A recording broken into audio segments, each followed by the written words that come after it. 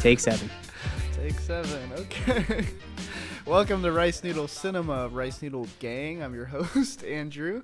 And today I have with me. I am Cory Blackwell. And I am Antonio Diaz. And guess what, motherfuckers? I actually got something to plug this time. All right, we got an Instagram, we've got a TikTok, and you can obviously follow us on YouTube and Spotify, whichever you prefer, at RiceNoodleCinema. Oh, hell yeah. And today joining us for the first time on the podcast, our very special first guest is Garrett. Why don't you say hi? Yes, sir. Hey, glad to be here. Glad to be here. Glad to have you. Oh. Yeah, if you guys thought I sounded if I sounded nasally and stuffy last week, well, this week I'm legitimately sick, so get ready for that. All right, well, let's get right into it. Probably should have decided what movie to cover first, but actually, let's just keep that a thing. Let's just never fucking plan. Never plan ahead. Let's just Go discuss right it every into single it. time. Well, Just be that right keeps it pretty Jenkins easy. right into the episode. Let's have a Baby Driver. Or we can talk about it first. Okay. Which order? I was gonna. No, I was gonna say which order did everyone watch it? Because for me, I watched Drive first and then Baby Driver. I watched I did Baby the opposite. Driver, and yeah, same here. Baby Yeah, Driver. I did the opposite too. And I actually feel like it's influenced my opinion on. Really? So I'm the only one who watched Drive first. Yeah. Okay, interesting. Well, okay, and so who hasn't seen these movies? I've seen them both years ago. Haven't I saw watched them Drive, recently. but I don't think I ever watched it all the way through. Baby Driver, I've seen a lot of times. So Yeah. And Antonio, you haven't seen either. Nah, it's the first time. Garrett, you haven't seen either. Yeah. Okay, interesting. All right. Wait, wait, Cory, you said you kind of watched Drive before? You don't really remember? I think I watched most of it. I don't think I think I got to like the 3/4 way mark, and I don't think I finished it. I don't remember why. It was a very long time ago, so I barely remembered Yeah. any of the movie. Anyway, 2011, yeah, it makes sense. Could have been a little baby in a car seat, you know. Who knows? just what a the fuck little was going on. feller. Just a little feller. God, I was a youngin' in 2011. Yeah. So yeah, there wasn't much going on up at top. I mean, there's not much now, but I can Yeah, only isn't it- imagine. Isn't Yeah. it crazy to think that 2011 was over a decade ago? I don't know what you ever think about years, because I'm only thinking about it right now. Like sometimes you just look back on a year and you're like, I have no fucking clue what happened that year. Like I don't know. Like Yeah. the year before and after, I can be like, oh yeah, that stuff went on. I usually try to like think about where in school I was, and so I can. Yeah, that's a remember, pretty like, good reference point. Stuff like that. Yeah, for y'all. It's true. You were. Not for I me. forgot. No, don't expose me. Don't expose You've already been exposed. You exposed yourself. Yeah, it's out Should have now. stayed quiet. Oh shit. Homeschooled. Fuck. No, actually, yeah, no, that was right. I couldn't I'm even not gonna think of lie. anything else to make up. Every time you mention it, I always think about that one incident in Miss Julian's class. Oh, they're One like of the first when I days of school. unintentionally was like cheating. Yes. Oh, I guess I 100%. should tell that story. I guess. Yeah. Yeah, I'm a little interested now. Cory and Garrett don't know. Okay, so I was homeschooled just real quick, all the way until high school, and it was a good experience for me. I want to didn't. tell this from my perspective as well, by the way. Okay, yeah. I think it's really Oh yeah, funny you're from in my perspective. class. Okay. I was in your class, dude. Yeah. I don't I'll know if you remember this, but I'm pretty sure. Remember when? All right, this is a whole other story. But you remember when senior year, you had a recommendation for a college, and they wanted a peer review. I'm almost positive. I don't think I have the peer review anymore. Oh but shit! I did ask you to write one. I wrote you a peer review. I'm pretty sure I included that story in the peer review. which Really? is- yeah. Did I proofread almost- that shit? What the fuck? Was I allowed to? I probably wasn't allowed to. I You don't. could have snuck remember. me a peek. Your mom read it and she liked it. That's funny. I do Oh, remember. I just realized think- I got my like closest bud from middle school times, and then high school times, and then college times. Yeah, That's dang. funny. It's come full circle. Filling it all in. Yeah, bringing it all together. And we'll get some other bros on the podcast eventually. Yeah, that'll be nice. On the pod. But yeah, I think I flipped it around to make it a nice story for you. Made you look good. So I don't really I didn't remember. do anything wrong. No, I think it was just really funny. It was very funny. I'll get into it real quick. Yeah, so I was homeschooled till high school, but I got social experience. Like I played a lot of sports, like different club sports, soccer, martial arts, blah blah blah. That's how I met Cory.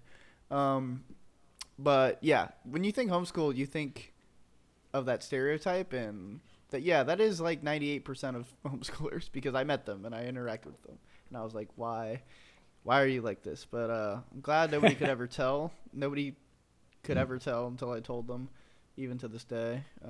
Yeah, you meshed pretty well in high school. So. Yeah. I mean, it was 2 days. The first 2 days were shock, especially since we went to an all-boys military Catholic school. That was even more of a shock. I think I would have been better off at a public school in terms of adjustment. But I mean, we were around a lot of kids when we were young. Exactly. I mean, that'd be fair. I mean, we did a lot. Yeah, I wasn't cooped up like a fucking your average homeschool child. No, what are they called? The people the big beer, the Amish. Yeah. I was say Anne Frank, but we're on different pages. Gosh, that is a whole other page. Yeah, I wasn't no explicitly hiding from. Well, I guess if you look at it from a certain perspective, Andrew was in a closet of some sort. Oh my god, it's 2022, Antonio. Stop that shit. Bad boy. No, I'm just kidding. You're gonna get lashings. So basically, it was the very first period of school, and I think it was like probably the third day of class. It was not late. Quiz. Yeah, it was like a pop quiz, but it was really easy because it was literally fucking kindergarten shit, like the 7 continents and the 5 C's. Yep, that was so. I remember that. Yep. So basically, I knew from movies, and because I wasn't homeschooled. A lot of people are homeschooled, and their parents just treat it like normal fucking school, which is like a complete waste. That's like, it just doesn't make any sense. It's just like Eminem says, it's fucking Rapunzel with cornrows. Like, it doesn't make any sense. They would have like a regimented wake up time and do this subject from this hour to this hour and so on and so forth. Yeah, it's kind of defeating the purpose. Breaks. Yeah, because like I thrived because I would just do whatever, and like I learned because I was into it, because I'd be like, oh, I'll just read Greek mythology all day for 3 days. Or I'll just do school for 2 hours a day, and I'll, it was just like my schedule, and I just did it as I pleased. I didn't write any essays or take tests really. I just kind of read and did workbooks, and I did fine academically. But anyway, so like I never really experienced cheating. There's nothing to cheat with at home, but I knew obviously of the concept of cheating, and from movies like writing shit on your hand was like bad. But I thought that's like if you're writing like the answers, like 2 + 2 is 4, and you write that down. So for me, what happened was, obviously I'm not fucking stupid. Like I know the 7 continents and the 5 C's. I couldn't figure out how to spell Antarctica. So like right before the quiz, I wrote it on my hand. And for me, I checked myself. I'm like, I'm not drawing a map on my hand. I'm not saying where it's placed, because that's the test. Like, hey, place this where it should be. I'm just doing it for spelling. So I wasn't hiding it or anything. I was just like, oh yeah, I need this fucking shit because I'm kind of stupid, and it's 7 o'clock in the morning. And like, I don't know, like 2 minutes into the quiz, this old Miss Julian, the old teacher, bless her heart, comes over, and she's just like, what's that on her hand? And I unabashedly, with no hesitation, just be like, it's Antarctica. I like show her the palm of my hand. I remember almost pretty vividly. You were like either in front of me or to the front right of me. I remember her walking around. And Miss Julian, by the way, was a really cool teacher. She was like, she's a hippie. She was a hippie, a real hippie. And when she's walking around, she's like, Andrew, what is that on your hand? And yeah, you do the exact thing you said. You looked up at her completely without like shame or anything. You just show her what's on her hand. Wrong. And Julian's like, why would you do that? Like, do you realize that is cheating? And just starts like chewing you out in front of the class. This is literally like the first week of school. Yeah, it's day 2 or 3 for sure. Yeah. I think it was day 2, honestly. That's awesome. It does. It was a good way to get broken in. This was the first time I had ever even come in contact with Andrew and knew his existence. Like, oh, dude, this guy's an idiot. And she's like, go into the bathroom and go wash it off. Dude, and Andrew's like, I'm sorry, and like walks out. And Miss Jillian turns to the class and she's like, "What should I do? Oh, do I wait, report him for honor didn't know court?" this shit. Yeah, okay. I I feel like wasn't I've there. told you this. Yeah, but you probably did. It's been a while though. I wasn't there. So. But yeah, the entire class was like, "Yeah, it's probably like rule wise that's breaking like honor court, but don't write him up on the second day. He doesn't know any better. Andrew's a homeschooled kid." I don't think anyone who would know that. No one knew me. I don't know. It just like I think They were just assuming there's like this guy's a somebody- loser. Cut him a somebody break. There's something They can off. tell. somebody did. I think somebody did know you were homeschooled Who somehow. else is I in don't that? know. I know who- He's we had really putting out McNally in that those class. homeschool vibes. Yeah, McNally was in that class. I like. Somebody Yeah, knew we had the because valedictorian. Wait, yeah, he was the was- valedictorian. Or I the was. Yeah, he salutatorian. was valedictorian. He Yeah, was so we had one the- of our valedictorians because we had two. We had the smartest kid in school in that class, and I'm just fucking cheating like the dumbass on the second unintentionally. day of school. Oh, fun. Yeah. Oh my God. Yeah, I still remember that to this day. That I'm convinced that is how I That's met how we Andrew. met. and we became friends after that. I've my got to favorite. know this guy's story. Yeah, it's my favorite because I'm pretty sure it was like third or fourth period Miss Lowry's class. That's when I started talking to you. Yeah, we did talk a lot. I talked to a lot of people in English. That's how I got my nickname from a fucking. I can't remember if it was Jaleel or Santos who gave it to me. Probably Jaleel. I I think it had was. to guess. I think Santos said it first, and then Jaleel said it a lot. But he'd be I like, got you. "It's crazy, crazy." I remember look at that! Oh, look who's here! It's crazy. I'm glad my fucking lisp went away eventually. I mean, I think it's gone. I don't know. I have no I think idea. it's worn off a little bit. It's probably still here. I think I don't you're know. good. It might be. Yeah, I can just I turn it on can't tell like the that. difference anymore. So That's the I've want. come to. I'm too used to your verbiage now, so I couldn't tell the difference. Yeah. Yeah. So yeah, that was the fun side story of Andrew. Being a dumbass. Like couple days of high school. It took a lot. I of don't know how adjustment. we got on that topic, but yeah. Yeah. I cried later.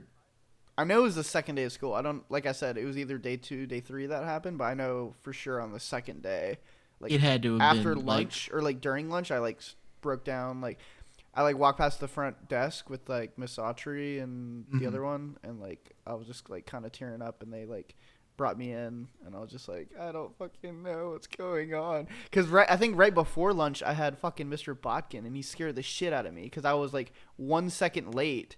And he does that to he, everybody. yeah, he didn't leave me. And yeah, but this is my first experience with I school know. ever. So imagine it for me. I like show up and the door is closed, and I'm like, fuck, like this is the room number. And he opens the door and just sticks his big fat tall head out with his I beard hanging down. remember that. And he's Didn't like- he look at you through the window or something like I think that? so. I don't remember that, but I remember him taking his head out the crack of the door, and he was just, I don't know what he said, but People it are was like, something I think smart. somebody's at the door, and he just walks. You in over. that class with me too? Yes, I was. I was We in had a almost lot of every classes single one of together. your classes. Damn. Yeah, that was scarring.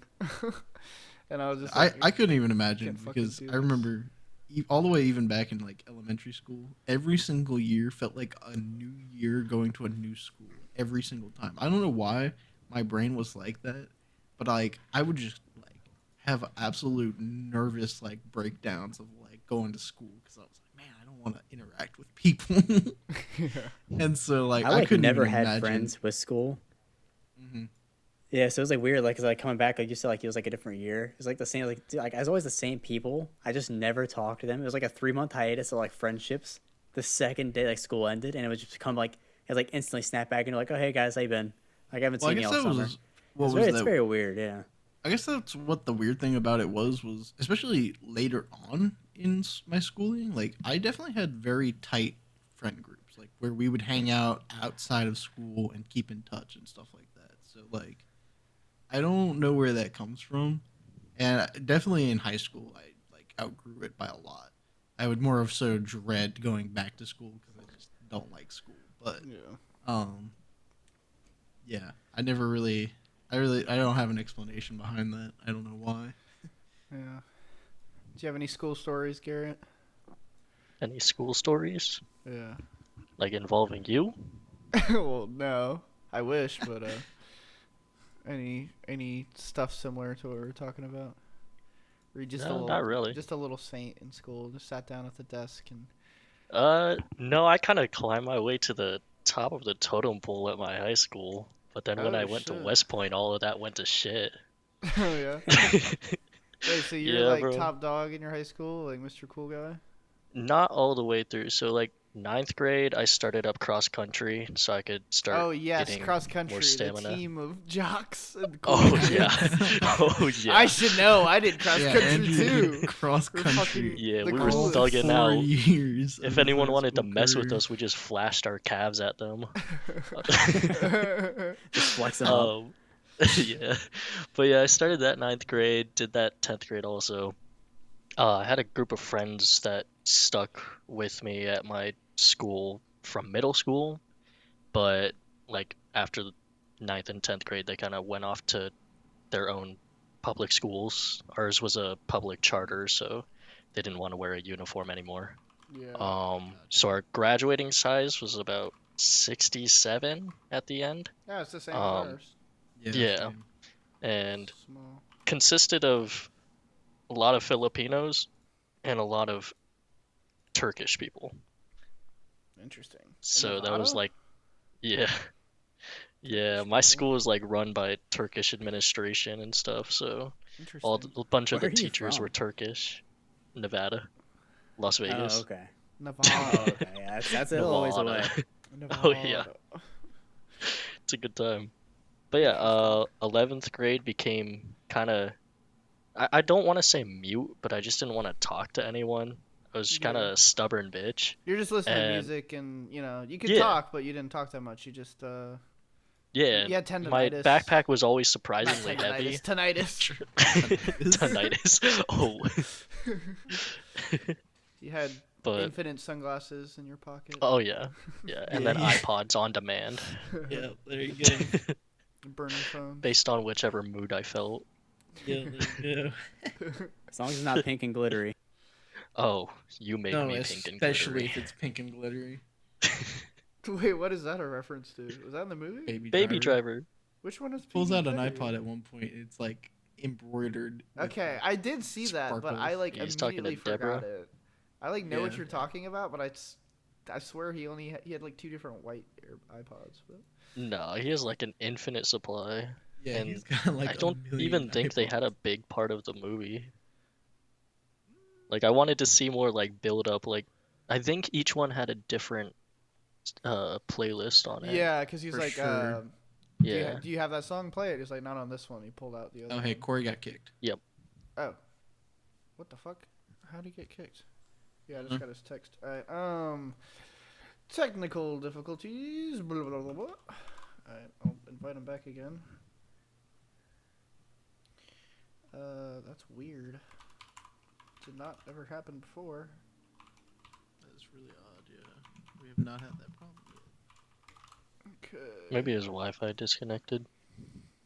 Mm, IT customer support. yeah, Mr. Yeah. Cyberboy. Or maybe the server accidentally dropped him somehow.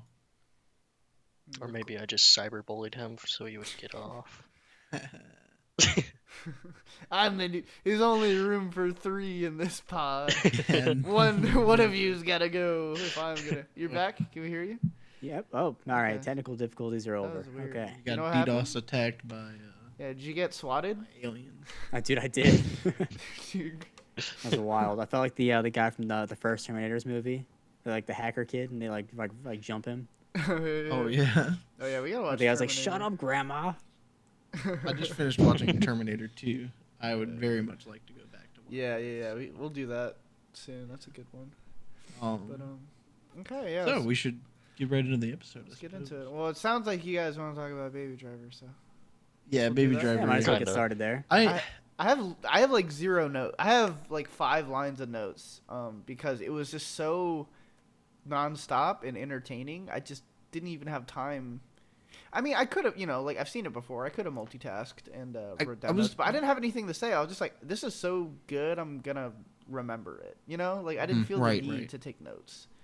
Yeah, I took a lot of notes for this one, but like wanted to not in a ask- bad way. Yeah. and I wasn't sure when I wanted to ask, if I was going to ask at the end or the beginning, because I feel like it is, because I felt this a very particular way about both films.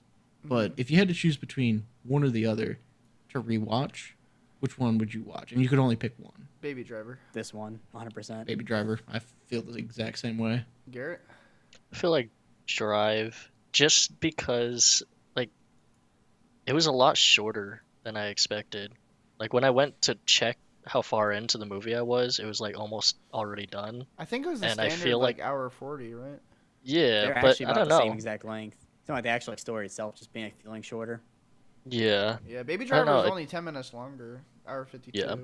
Something Right. like that. Yeah. I just feel like I missed something somewhere, so that's why I would go back and check it. Baby Driver was great, so Yeah. I mean I've seen it once.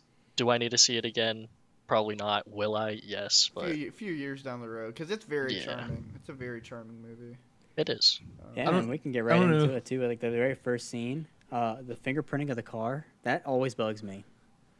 The Like what? when he's like listening to when he's jamming out to the beginning of the movie, Oh, he's not he's wearing like got his arm out the gloves. window and he's got no gloves on and he's literally like pressing Yeah. his individual fingers against the side of the car, just rocking out. Like, dude, you're leaving Yeah. perfect Yeah. fingerprints. Yeah. And it's also in that first chase scene. Do you remember when he goes down the alleyway and that like dump truck or trash truck, whatever, starts backing out and he like 180s in and back out at that drift? Yeah, that's not possible. No, yeah. They with- actually realistically did that with Ansel Elgort and did it in with the real car. Yeah, behind the That scenes, is a everything is actual real. Everything is real except for with the dumpster in the car, he like barely misses. Yeah. That's what you're talking about. Yeah. Yeah, I Yeah. saw the behind the scenes. The only thing that's fake in that scene is the actual objects. Like the Yeah, they objects were weren't just real added trash in trucks. post. That's pretty wild. But that's pretty impressive. But he like, actually did yeah. that stunt, which is awesome for a guy who's not a is professional awesome. driver. Yeah, Yeah. it's pretty fucking dope. Damn. I had heard that when they were shooting the scenes too, the guy who was actually driving the car was driving on top of the car. Yep, Like- that's how they do it a lot of times. They put like a Oh, cage. yeah. built I did up not there know that. And the That's- inside, yeah, that's it's pretty just interesting. acting. Yeah, I like knew of that, and I definitely forgot that existed. That was a thing. I know they make special rigs all the time. Like one movie we gotta watch. It's one of my favorites, very highly ranked on my list of all time. Children of Men. If you guys seen that. I'm not. There's haven't this seen that one. crazy, not to spoil anything, because it's an amazing movie. Even my girlfriend loved it, and I was surprised she was into that type of movie. But yeah, not to spoil anything, but there's a huge like one take scene with a car.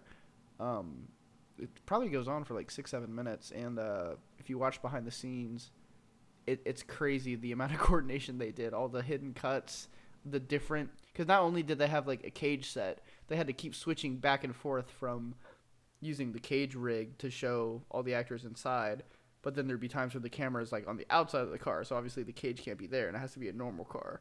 And then like actors are switching seats like on the go and like ducking down. Like it was crazy. It's just it's very well executed. That's But awesome.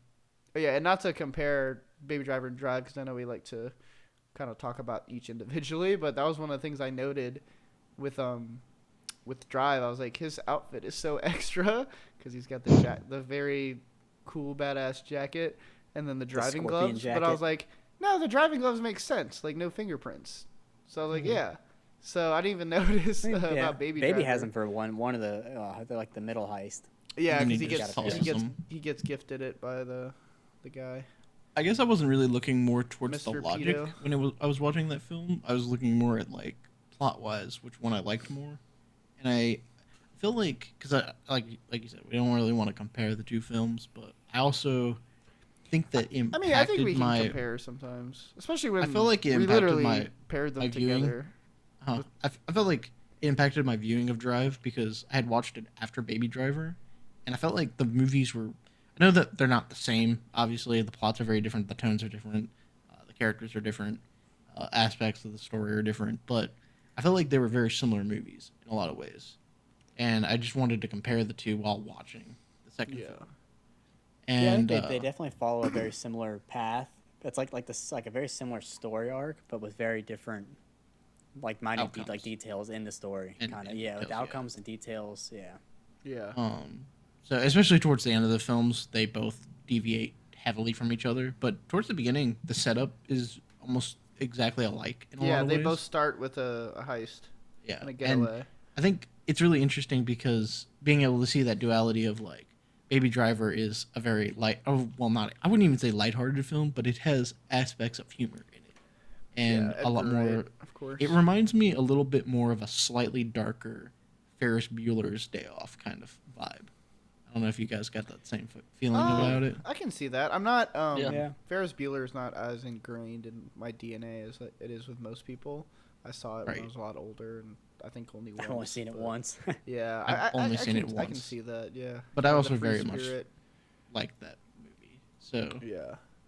but I don't know, aspects of it just kind of remind me of that style of film. And whereas Drive reminded me more of like a gritty detective or like mafia film. Yeah, it's very noir inspired, neo noir. Yeah. And I think by the time I was watching Drive, I was like so much more in the mood for watching Baby Driver. Was a little bit more critical of it. Yeah, I think you guys should Yeah. have done it my way. I think going from slow to fast. I mean, that just makes sense with anything like building up inertia. I I agree. had a better experience watching it think- slow. Yeah, you definitely.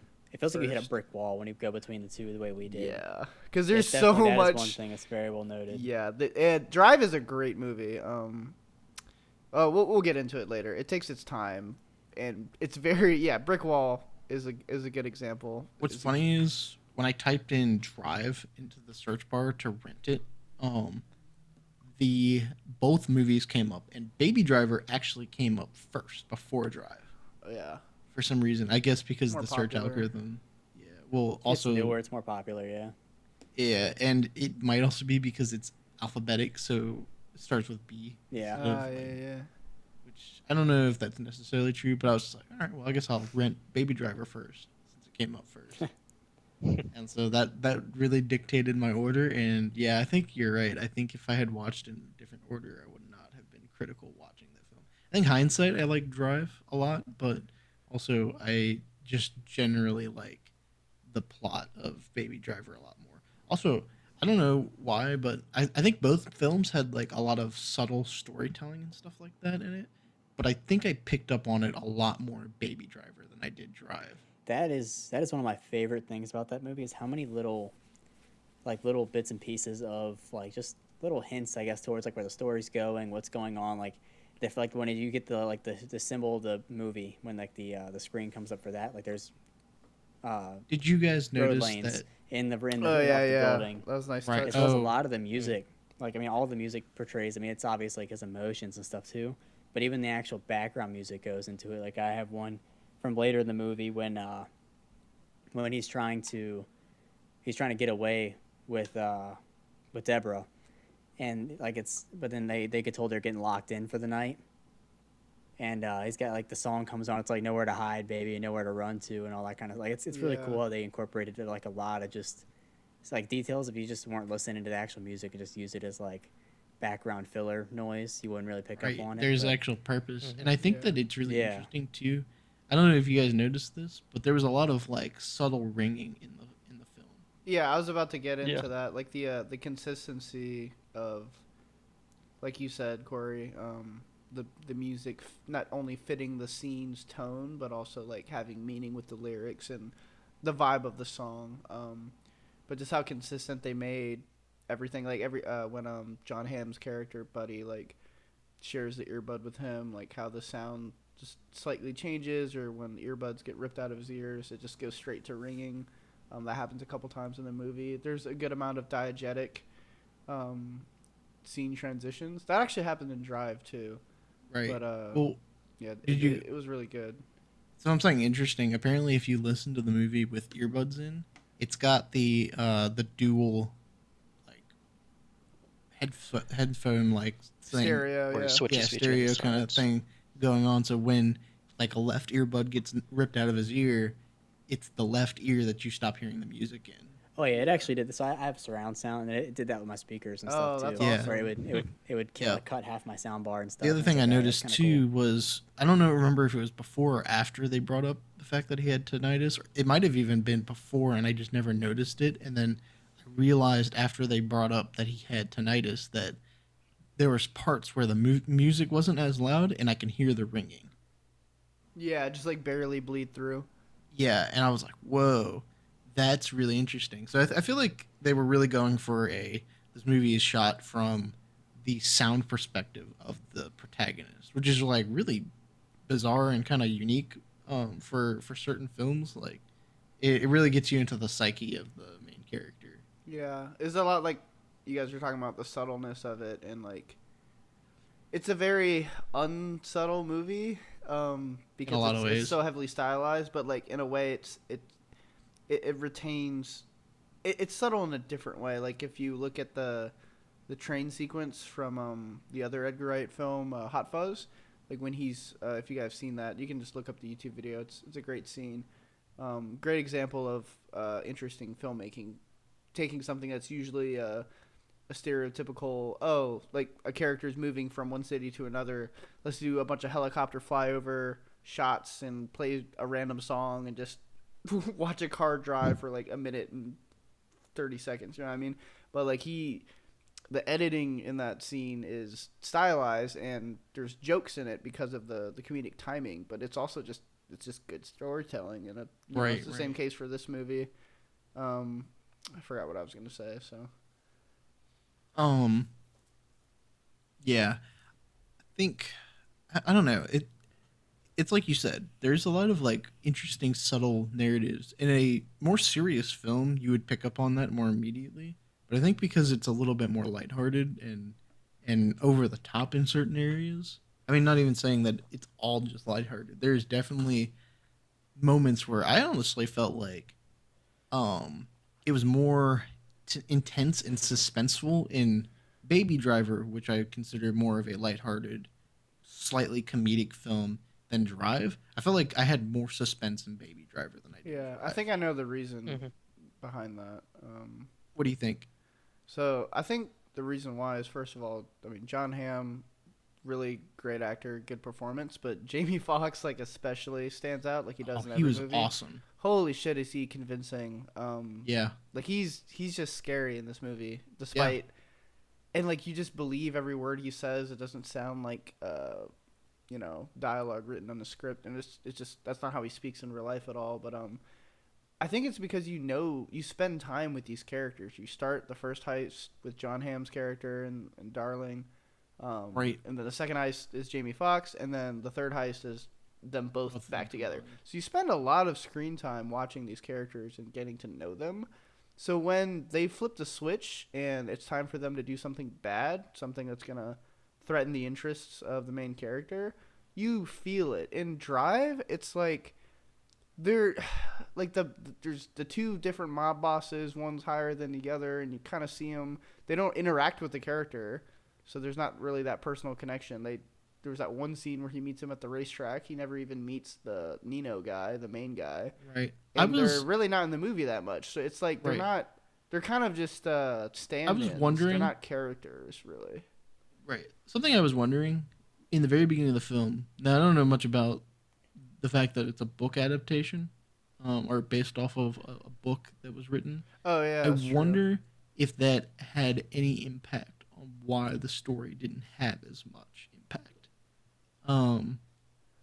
I think it's probably because it's a film adaptation of a book that took its time to set up its narrative and its characters, whereas the movie might not have had as much time or didn't want to take as much time to set up those same kind of interesting impacts. Like I said, I thought that the twist where you hear the character's voice on the phone first and then you see who it is was really good, where they had that set up in the delivery.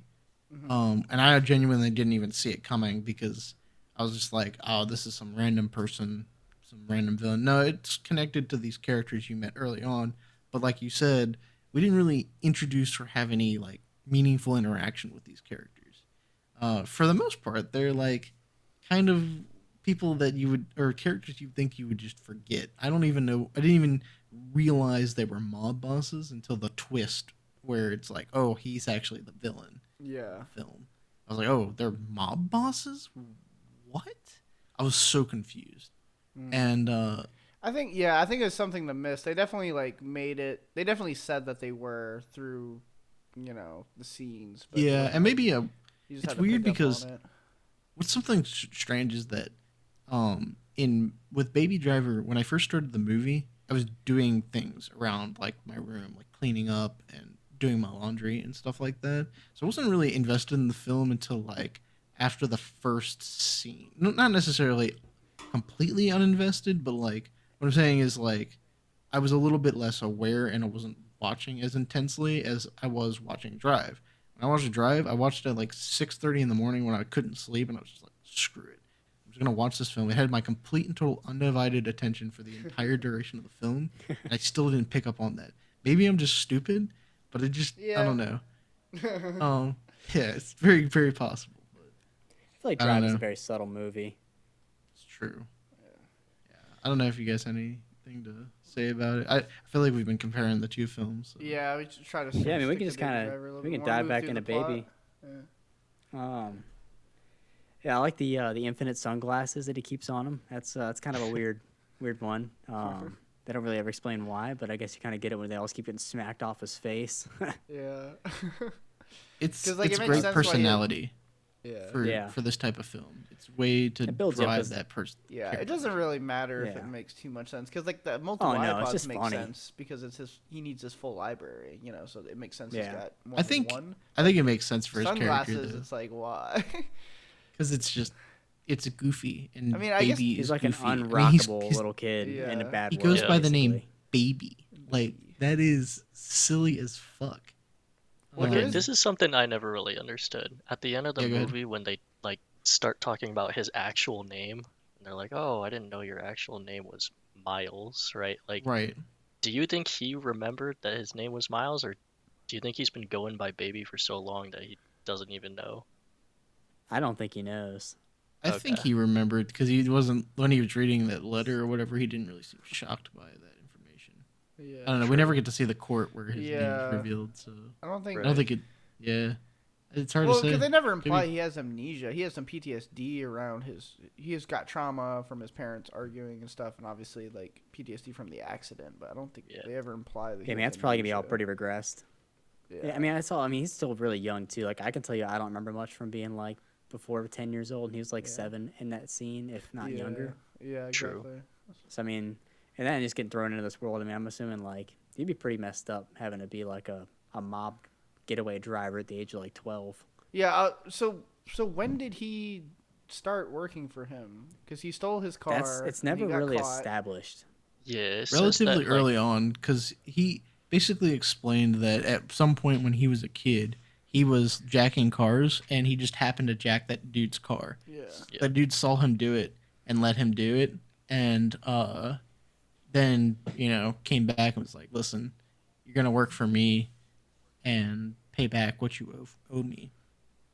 And so Well, they that's say that pretty it much was, the only like, 10 explanation. years So I, ago. Classic Batman and Robin story.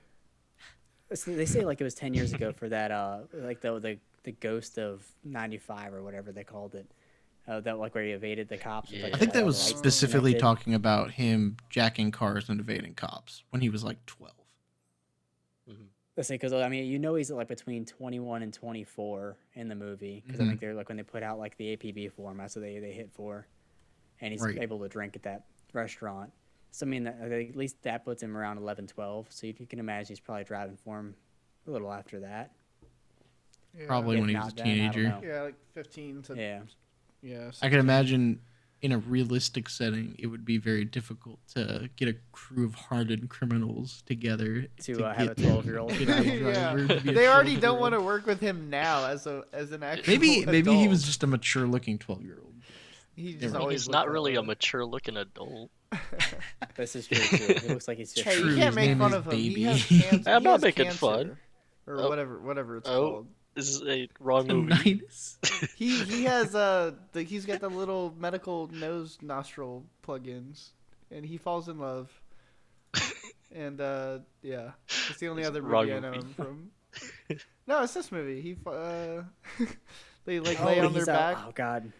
The Fault in Our I know what you're talking The about. Fault Oh, in Fault Our in Stars. Cars. The Fault in Our Cars. Baby Driver. Yeah, The makes Fault sense. in Our go. Cars. Yeah.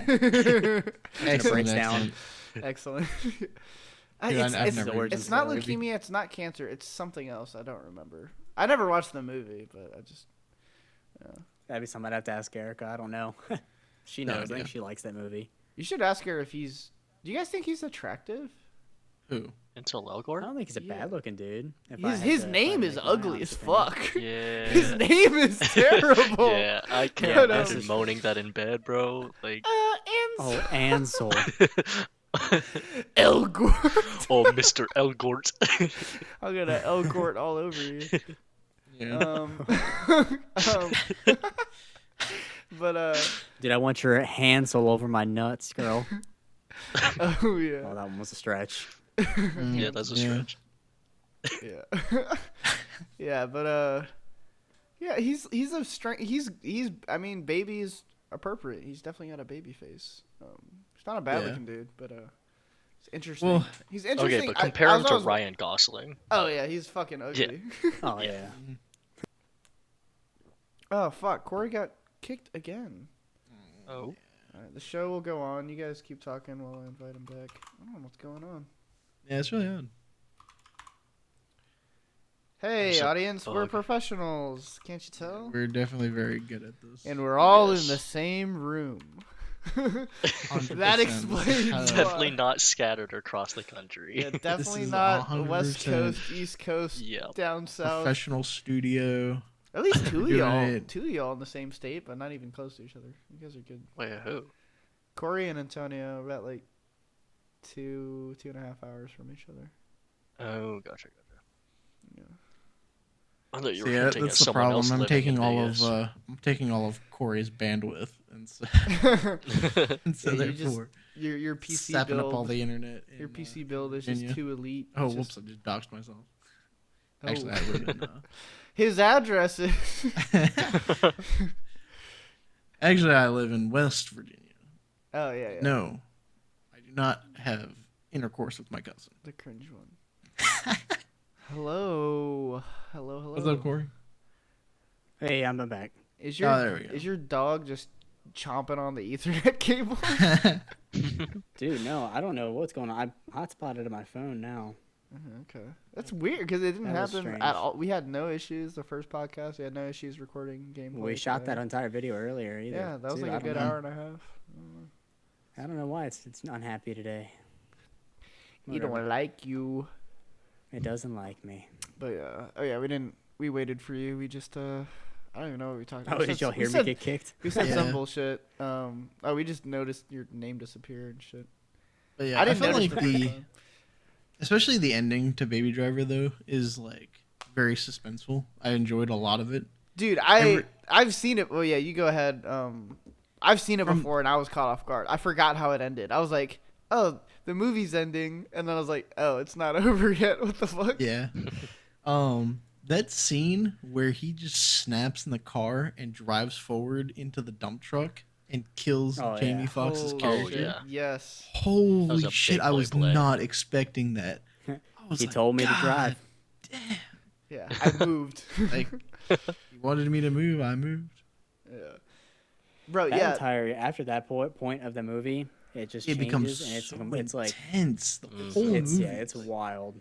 And it stays consistent. The music being in sync with the action is just amazing. Like Yeah. the first example you 100%. see is like the intro heist stuff, and then you see it later with the gun buying scene with that gunfight, and then obviously like the final heist, and then even the final confrontation when Buddy's in the cop Goes- car. Like it that's goes just from so being, intense. The fucking ramming And they have back Queen. and forth and pushing them Dude, off. it's awesome. Oh Yeah. my god! It And goes so- from the tone of the movie goes from being like a lighthearted, semi-funny, like comedic, like action film yeah. to being an absolute horror film Yeah. for some reason. I don't know. Well, I mean, It's so Buddy's not horror, but terrifying. That dude you know what is I mean. like It's- unkillable.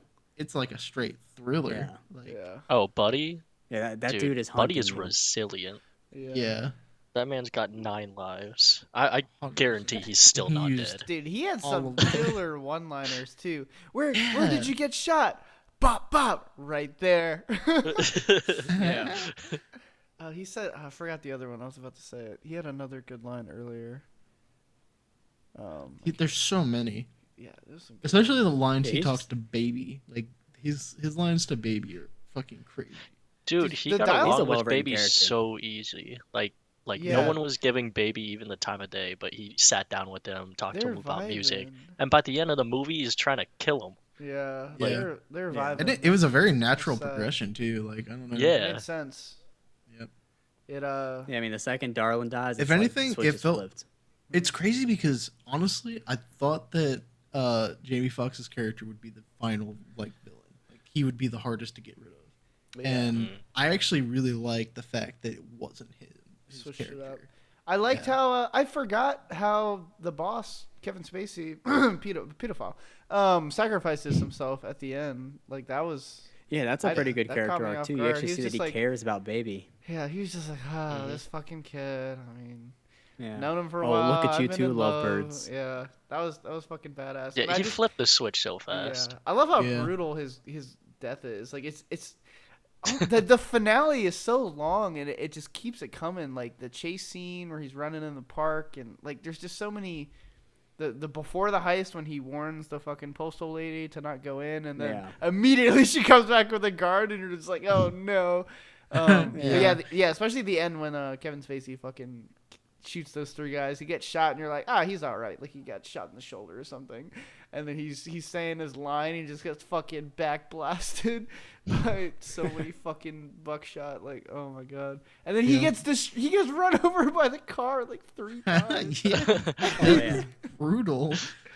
They're just making sure you know he is not returning for a sequel. Yeah. He's That scene when they're in the diner was the scene that like really got to me.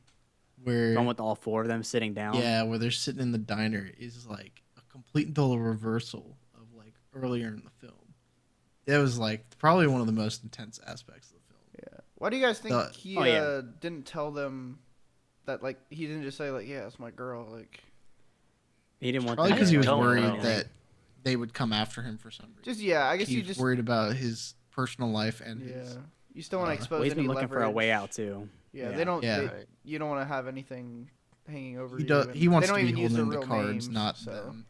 Yeah, Why but the is- way I that it think was too, like, laid it- out, like Jamie Foxx asked that question after it seemed as though the waitress kind of blew them off. Yeah, So see, if that you knew was how my Jamie thing. Foxx was in there, you'd know that he was asking for a reason. So if you Yeah. didn't know her, then it kind of could be predicted he's just gonna get up and kill her. Yeah, But- like at some Right. point, I understand obviously keeping the relationship secret because like we just talked about, don't want to mix the two worlds, especially when he's trying to get Yeah. out. But like at that point, just be like, yo, that's my fucking girl. I'll fucking kill you. Like I don't Yeah, know. but Jamie, Yeah. Jamie's not his character in that film is not someone to be reasoned with. He's not somebody Yeah, who's he's not like stable. stable. He Exactly. he, so I like, wouldn't- he has a Baby drug doesn't know- problem. He takes Baby doesn't drugs know. to support robbing, or what do you say? He's like, you rob to get drugs. Support I a take drug drugs. habit. Yeah. To support a robbing habit or something Yeah, like that. That shit was great. He has so many But- great lines in the movie. Just like He's an awesome character. not really. like John I think a Hammond's lot of the just characters are really well. one-liner.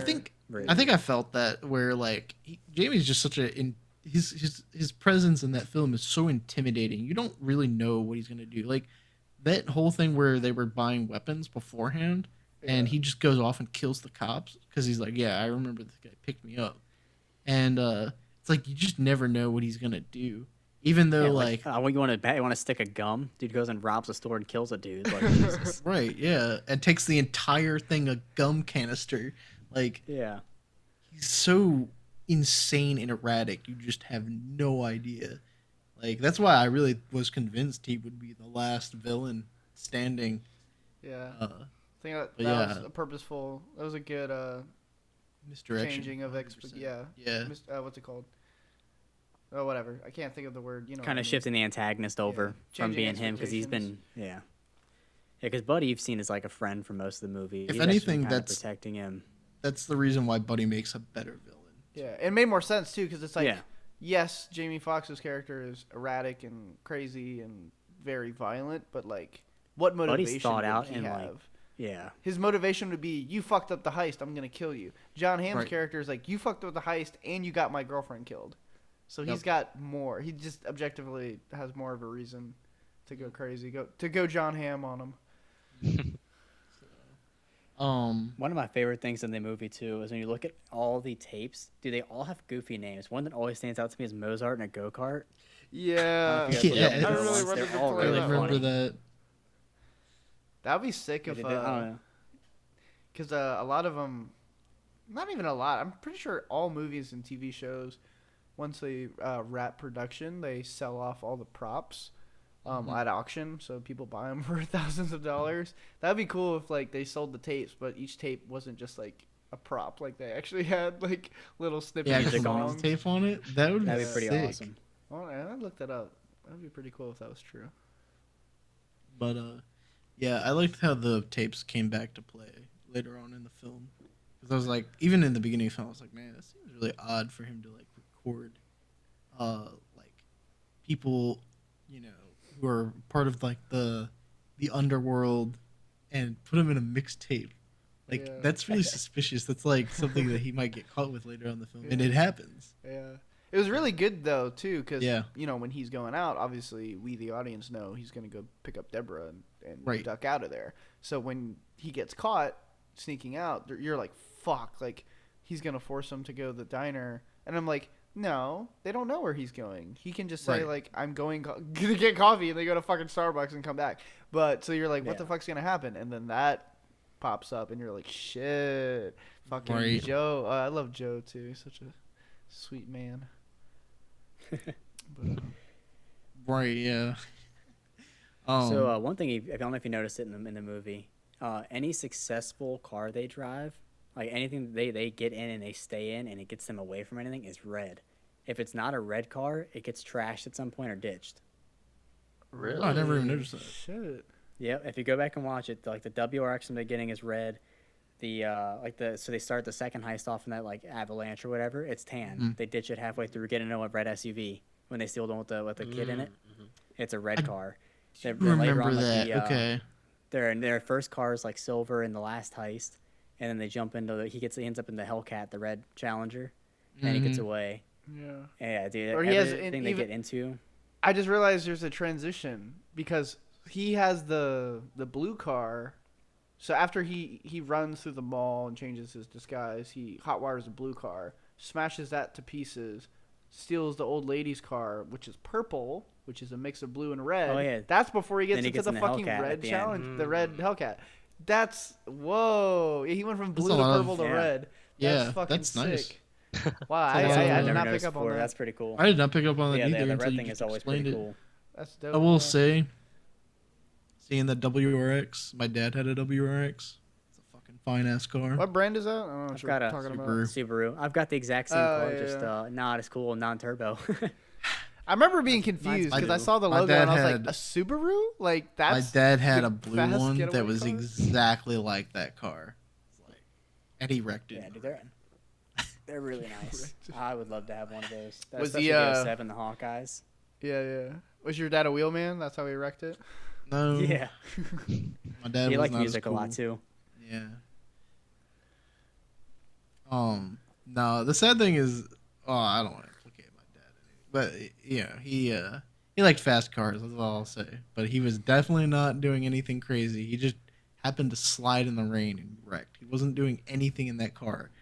Like, at least if you're like, doing some racing and stuff like that, I could see. No, this man was just driving normal and he slid into a wall. Like, Yeah, I almost God, fucking that crashed is- the other day. It was like barely raining, and I was like taking a curve too sharp that's and not usually slowing where down it's enough.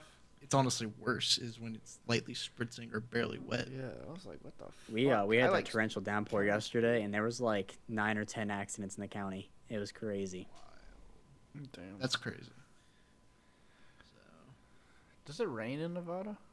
Nevada? It Nevada. rains, yeah, sometimes, but not a lot.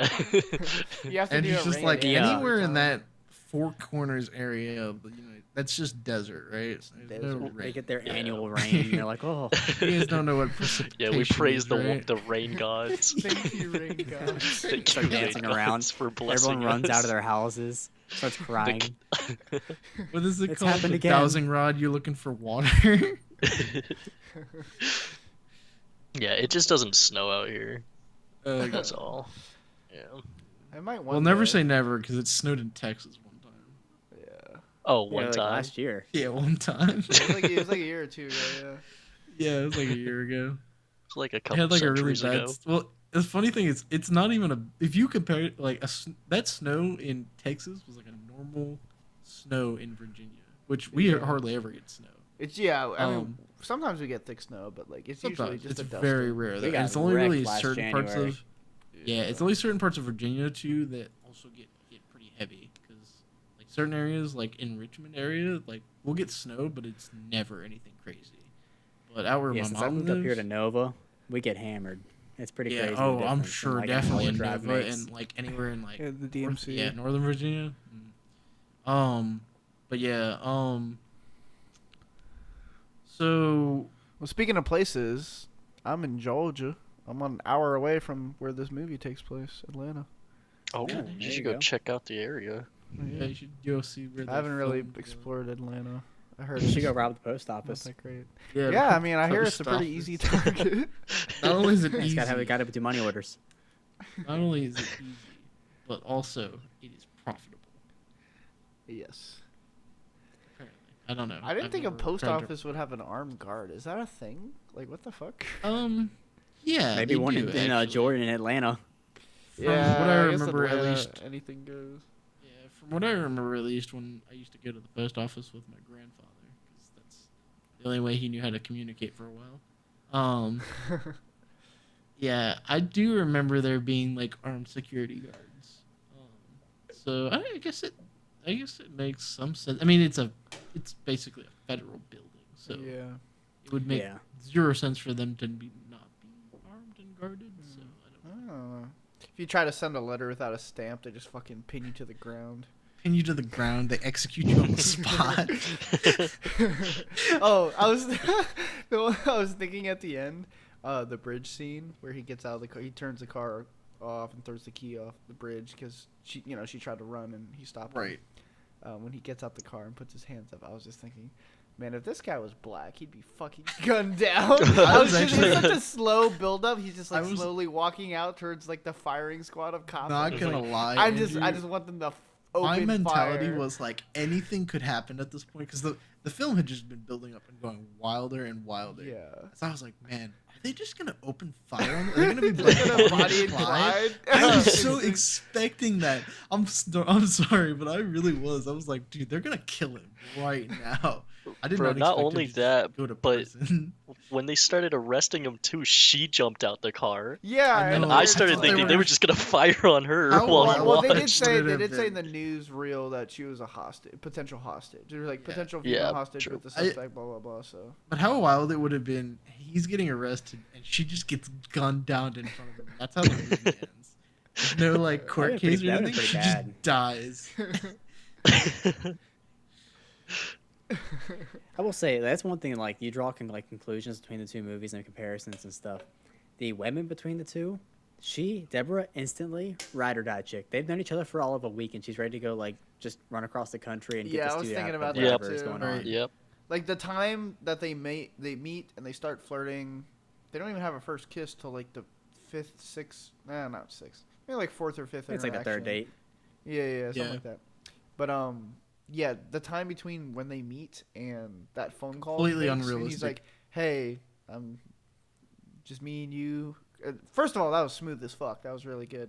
yeah, his little- riz is little off the spiel. charts. Yeah, he's got the major riz. But yeah, that was like a few days. He's like, Yeah. I'm gonna drive out. You in? I will Like, say, and she's I like, agree "I'm with in, you on that baby." fact, but I was more readily I was more ready to like ignore it when it came to that versus Drive because the generic female love interest was just a generic female love interest. I actually felt like Deborah had personality. Deborah had I could, character, like- and they did build up Yeah. to it because Right. her job sucks. Yeah. Her boss, she's just a waitress, and her boss isn't like the worst person in the world, but he's always on her back. Like, hey, like stop taking Right. personal calls. Hey, like stop talking. Like even though there's no one else in the restaurant, like And I felt like he's like she, stop talking to that guy. she was so much more involved in the plot. There was so many more yeah. scenes with her naturally And she spoke in words. the movie Yeah. that I The just Drive Girl. Yeah, I actually speaks, really like her. Yeah, she eight didn't speak lines. much. yeah. Well, to be fair, the protagonist of Drive doesn't speak like at Yeah. I mean, Baby doesn't really in the beginning of the film, but at least Baby's not like a weird mute that just smiles awkwardly or strangely all the time. Yeah. Oh yeah. I wanted I to. have some things to say about Drive when we switch Yeah. over to that. I don't one, want to but- be critical of the film because I'm automatically comparing the two, and that's what's making my opinion so negative. Is that I'm comparing the two, especially since I watched Baby Driver first. I'm more critical of the film because I watched it more critically, Yeah. but I also just like I think that's legitimate criticism of the film Yeah. at the same time. Yeah. Go ahead. What were you saying? I was saying, they kept it. That was another thing about the movies, like continuity and consistency with the amount, like when he talks, like he's not talking during all the fucking mission briefs and with the random crewmates. He doesn't give a fuck about them. Like, why would he talk? Right. It's kind of similar. We'll get into it with Drive, but the protagonist Ryan Gosling's character is very efficient. Like when you hear everything he says is like the bare minimum. We'll get into that. And you know, Enzo Elgert's that fucking I don't even know why I attempted to say his name. Baby is also kind of the same. Like he doesn't he's doing this because he has to, so he's not gonna like speak up. He's just gonna do his shit. But as soon as he's talking to the girl, at first he's like caught off guard because he's been in this world so long. He's just been grinding, working, really only talking to Joe, and that's nonverbal. That's sign language. So when he starts flirting with her, it takes him a second to like start talking, and then once that gate opens, it's a floodgate. You know, like he's so normal. Like he talks constantly, and it's kind of a nice character touch. Like they really emphasize that trait. It's not just a forgettable like, oh yeah, he's the weird kid and listen to music all the time because of his condition. It's like there's more to it than that. There's layers. He Like, wants to be a normal guy. And I think Yeah, he The just other can't thing- end his normal in his situation. I think the other thing too about it is that if you listen to their conversation, at least my impression of their initial conversation was it was kind of really awkward at first, and Yeah, even then, He like is the Baby's still kind of cheesiest an flirt. awkward. Yeah, he's a really awkward guy, but I think it's charming. Whereas like I like the When dude. Like the my favorite drives- pickup line. I'm sorry, man. I didn't mean to cut you off. But, No, go when, ahead. when he's sitting there after he gets, he's like he gets out, or what he thinks he gets out, and he's got the pink iPod, and she's like, like he was telling her about the moods and everything. She's like, oh, you're in a pink and sparkly mood, and he's like, he looks at her and he's like, I am now. I was like, dude, that's just I that's love so that. good. That was one of my favorite the lines in the Riz. movie.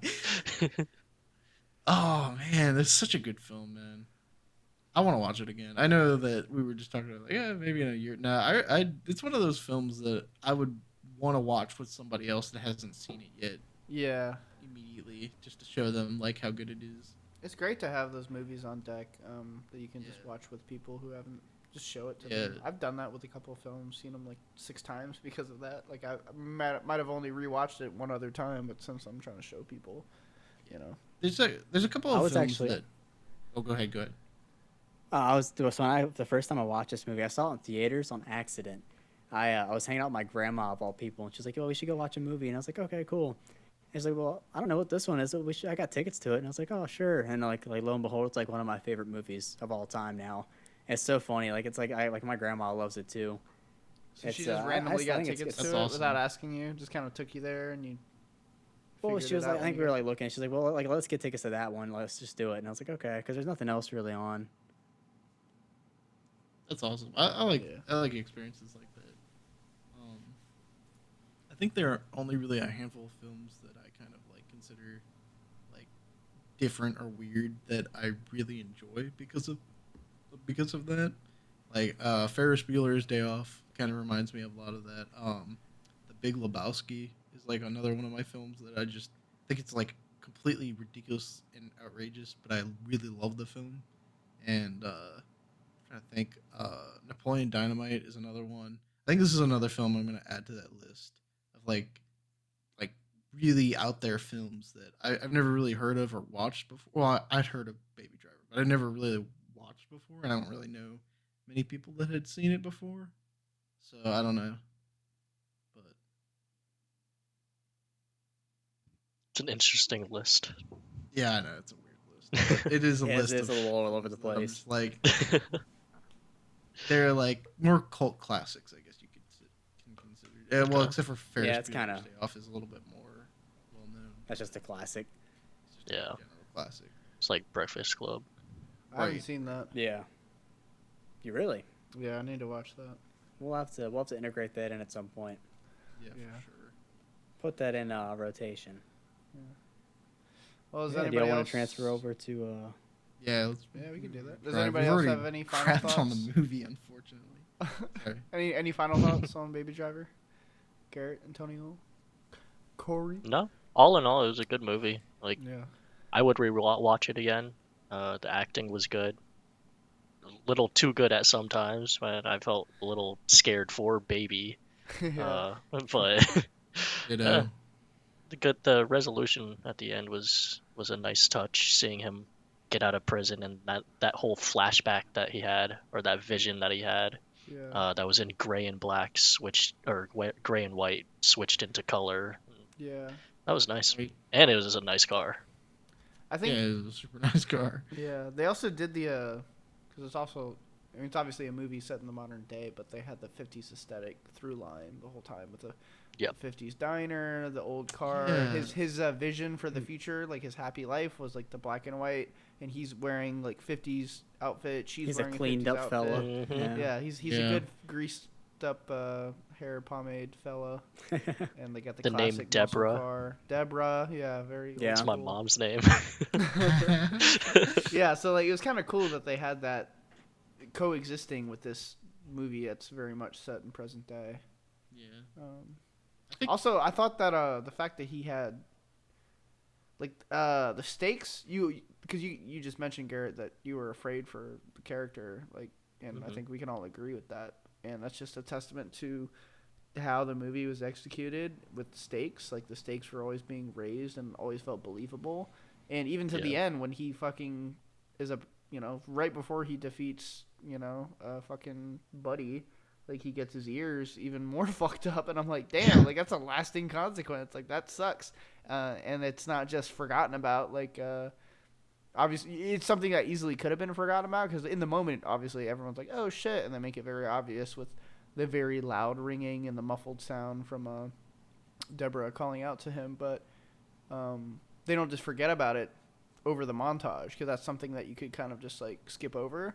But with that little scene when they're finally driving off and she's listening to the mom track Mhm. in the cassette, and he puts his hand on the speaker because that's how deaf people, whether fully deaf or partially deaf, like they enjoy music through the feel of the actual sound waves. The vibration. Yeah, so I thought Right. that was a very nice touch. That was like a testament to Joe too.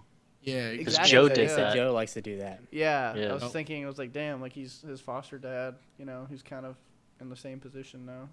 I have Yeah. an aside.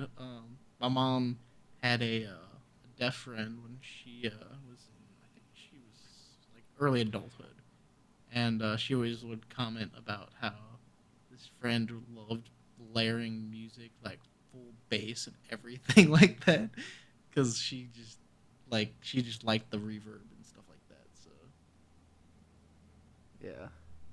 but, All right, yeah, we can get into Drive now then. yeah. Who wants to start Alright. us off? I can. I think this movie, like right off the bat, takes a very much more grounded approach to things. Like it's a way more, like you can just tell it's a grittier movie. It's darker. It's a more realistic chase scene. It's a very similar story, taken in a very different direction. And I think it's done well sometimes.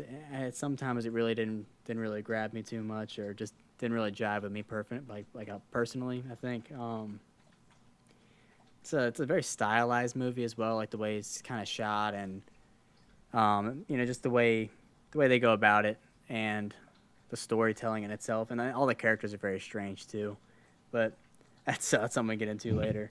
Yeah. It was interesting seeing Bryan Cranston in a different role. I will say Yeah. that. Yeah, same That's here. funny with you. Yeah, currently watching Breaking Bad. I've seen him in a couple different things, but Yeah.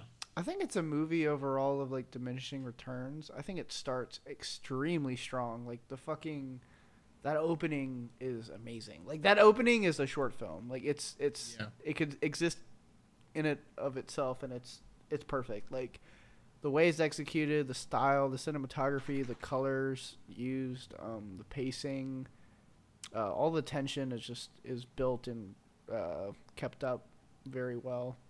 Especially with the radio. Like again, like I've watched both these movies. He turns on the radio and I'm confused because like he kind of did the same thing with playing music, and before that he was listening to the dispatch for obvious reasons. Because it's a helpful tool. But once he turns the radio onto the game, I'm just like, oh, like why? Like that's not music. It's not like kind of in your vibe. And I was like, holy fuck, that was satisfying to watch. Just like the He just perfect pulls into timing. there. Yeah, and he really emphasizes, with like the pre-heist brief of each thing. 5 minutes, all my time. I'm here for you, 100%. But outside of that, nah. And like, there's a reason for that. And you can see why he's a meticulous planner. I did think it was funny that he's so meticulous with the timing and shit, but he's using an analog watch. And I'm like, it's probably easier if you just used a digital one, man. Because, I don't know. Doesn't look as cool. Yeah, cool. It's not as classy. Yeah, trying to look cool. Not as classy. But yeah, trying to keep up with high octane action at night where visibility is low and you need to take a quick glance because your main priority is driving, but you're going to look at an analog watch. But, Yeah. okay. It's LA City, right? Yeah. I guess it's yes. I really liked a lot of the shots in the early part of the film. beautiful, yeah. Nighttime city and like the highway. It's like really, really well done. Kind of lets you like get lost in that kind of action. But as the film kind of progressed, it lost a lot of that magic for me. Mm-hmm. I also want to say that if we are going to compare Drive to Baby Driver, I want to say right off the bat, I like the fact that when it went for it's going for a grounded approach, and instead of this red flashy car, like super fast flashy car, he goes with like what was it, a cream colored like Yeah, and It was Impala. a Toyota silver, Corolla? yeah, Chevy Impala. Chevy Impala, that's it. Yeah. And so like he Made was a like point. talking about how that is the most common car in the entire city. And I'm like, that's really good because that's probably the car you would want to get used for a getaway car. You wouldn't want to Yeah. use a flashy red car. Exactly. Yeah. They talk about in statistics like red cars get pulled over the absolute most Exactly. of any other They stand color out car. the most. Yep. Yeah. They're easiest to spot. And the chances of you finding two other red cars going down the interstate at the exact same time are probably pretty slim. Yeah. Even though it happens in the movie. In Baby That's what I'm Driver, saying, yeah. yeah. Yeah. But yeah, I just like that. I like that change. And even though like I said, we're comparing it because they're two very similar films on the outset, and it's easy to compare them. Oh You yeah. know, I just liked how naturally speaking that film went for a more grounded approach, so it didn't go with like crazy flashy or anything like that. It's a little bit more dark and grittier, and there's aspects of it that that they thought about. Instead of going with like a fast muscle car, they went with like a regular sedan. You know? Yeah. Yeah, not to go back to Baby Driver because we're talking about Drive now, but what the three red cars reminded me of the bank heist with Jamie Foxx's first crew. And the Mike Myers mask gag was just great. Yes, Oh, that's that really was a funny. great Awesome. comedic scene. And I loved how they go to get out of the car, and Baby's like, "Well, hold on, I gotta start the music over." Yeah, did the power Yeah. song. And I was Also, like, I the go. fuck? Yeah. And the fucking like, I don't know how realistic that is. Also, the Marine that's had a full auto an MP5. MP5. Yeah, I can Yeah. see like I was all into it. I was like, oh yeah, he's got a handgun. Okay, that makes sense. And real hoorah, like okay, he's just gonna go after these guys. Like I can kind of see that. And he's got that happening. MP5 just under his like He the was flip down so seat too. dedicated. I was like, Yeah, that was funny. we could talk about the comedic genius of that movie all night long, though. Yeah, Edgar Wright's a mastermind. It's great. I think that this movie just kind of stalled out. Like that's like Baby Driver is continually building and building and building. As where this movie it hits a high point right off the bat and then it just kind of loses it. Like it just slows down, and it never really picks back up until the very very end. And it's like, all right. Yeah.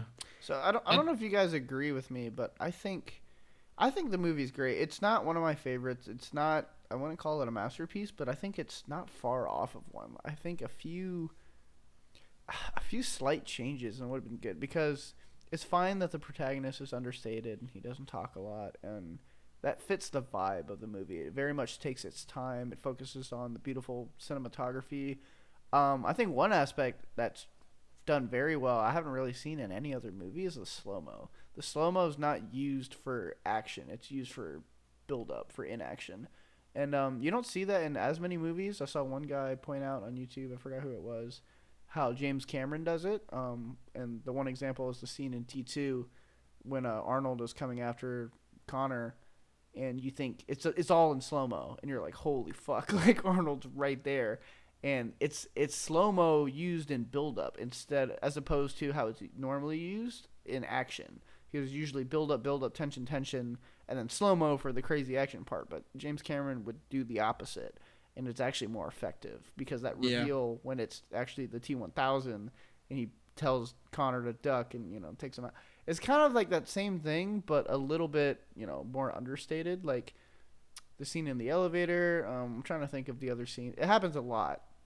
But especially the scene in the elevator, I remember visually, like, you can't, the first few, maybe like 2-3 seconds, you can't, not 2-3, I guess 2 seconds, you can't tell they're in slow-mo because, they're just standing there. No, they're not doing an exaggerated action like jumping a motorcycle from a building to building or, fighting someone or shooting a gun that you can tell, like, yeah, that's in slow-mo. They're just standing there still and with very slight movements, and like, I'm going to take a glance. So when you see it in slow-mo, you're like, oh, he's just taking, oh, okay, now it's in slow-mo. And it just, I don't know, it hits something in at least my brain. It sets something off that's very satisfying. Like, it's very cathartic to watch. It's an interesting use of the medium. I like it as a exploration of that aspect of filmmaking. Like it's a cool technique, I think. I think I agree with you. The aspects of actual film aspects of this movie are fantastic. They're top of the line, better than a lot of other movies I've seen out there. However, the thing that is lacking is its narrative and its characterization in a lot of ways. Like I'd agree cinematography, with that 100%. like the way that it's shot, the way that scenes are played out are fantastic. But I felt like the weakest part of this movie was its story, which is kind of the whole part of a lot of films.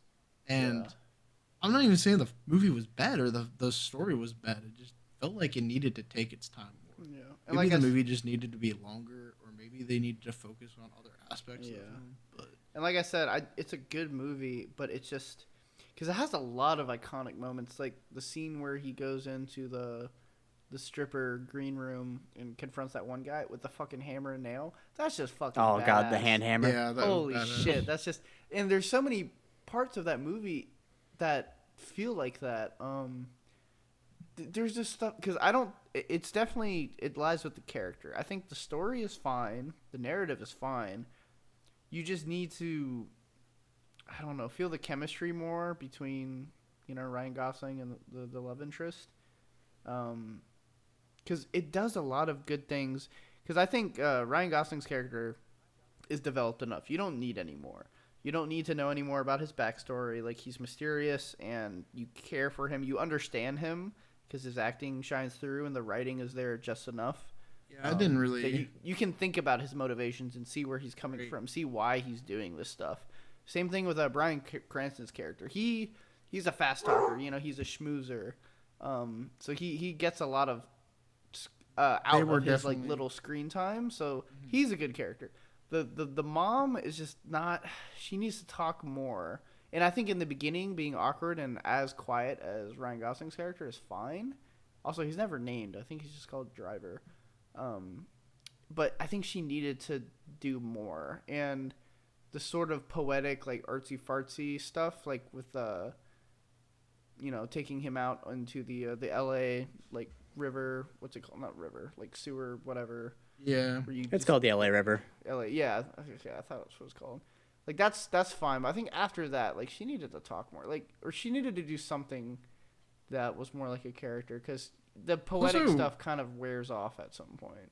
It's also really uncomfortable to see his character, like, hanging around the family when, like, the husband came from. Because, like, I thought they would, like, make the husband unlikable, so you're like, okay, yeah, she's gonna want to go with, that other character, but you can't really leave, because he's not, like, abusive, he's just an ass or something like that. But he was fine. It seemed like he just he's made actually a not mistake. a bad. Yeah. He didn't They even become seem like that friends bad of a almost, guy. yeah. He really just seemed like he was caught up in the wrong crowd. Yeah, like fucking And honestly, he was trying to stop. Right. If anything, he felt like, I mean, he was really not all that different than the main character in a lot of ways, being in the criminal underworld.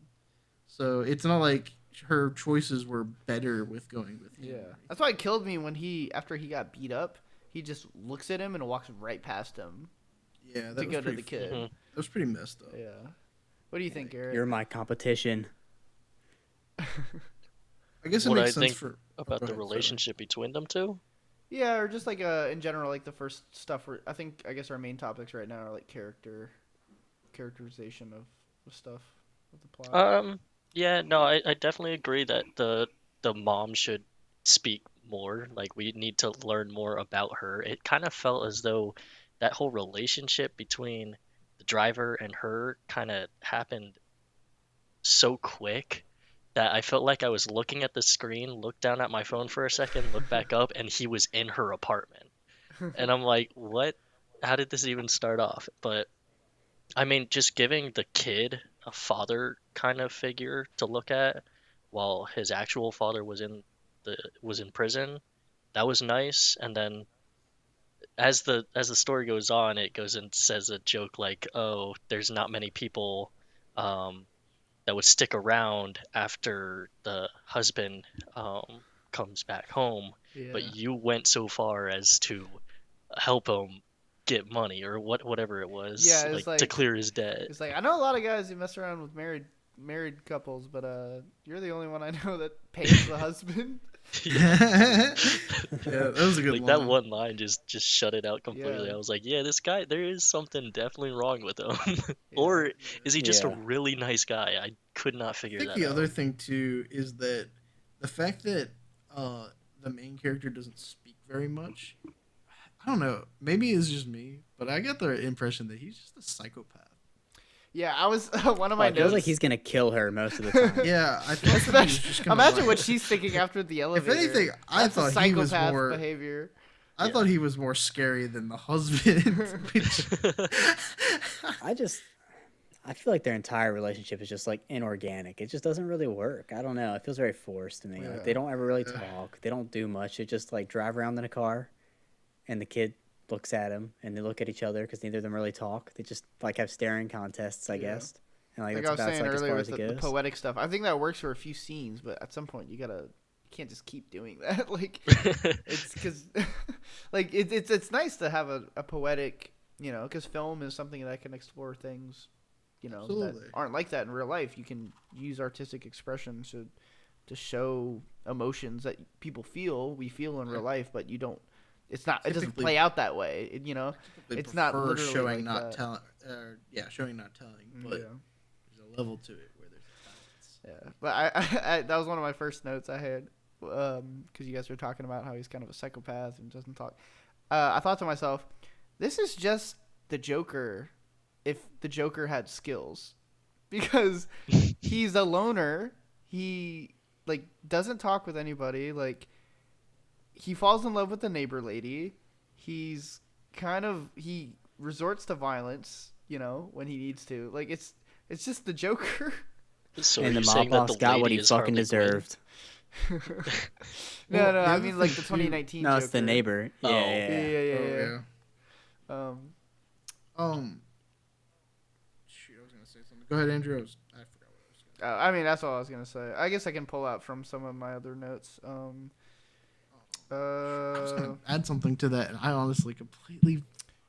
I would say yeah, he does go ahead. talk. He talks normal when he's mad. When he's like angry with Bryan Cranston's character, Yeah. he actually has like a normal conversation. Like, what the fuck is wrong with you? Like, It's pretty He bad. talks- Yeah, he I can thought that's talk where normal. the movie was gonna shift into more of a realistic character, but that's not what Yeah, happened.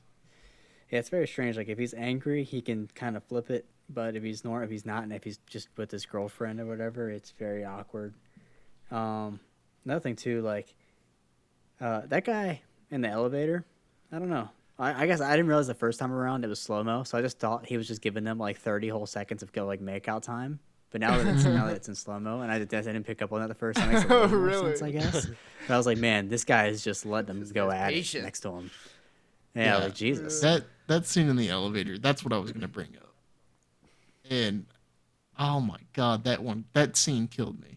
When he like murdered that dude in front of her, I was like, dude, he is a serial killer. Yeah. There's no way. Stop stomping, dude. Also, how the hell did she just like, oh, I want to see you again? Like, no. Yeah, from her perspective, she's like, "What the fuck?" She should be like, "What the Man, fuck?" just kill the dude in front of me for no reason. Like, holy shit. Yeah, she Why didn't have would any I let this context, guy and he never around my explains it. kid? Yeah. He just curb stomped the dude's head into a pancake. Yeah. Oh my god. I mean, not a normal thing to witness. How do you not react Yeah. in like a visceral reaction? Crazy. Speaking. This to is a his- like randomly violent movie too. Like, it's like very calm and quiet, and all of a sudden, like I think her name's like Blanche or something, gets her like head just exploded with a 12 gauge. Yeah. Yeah. I was I did gonna like go the into cast that. for Very that, though. detailed too. Yeah, I was gonna Yeah. go into that. So one of the things about like besides the characterization that took me out, I was very immersed in the film because it's well shot, it's well paced. Like the lack of dialogue isn't an issue for me.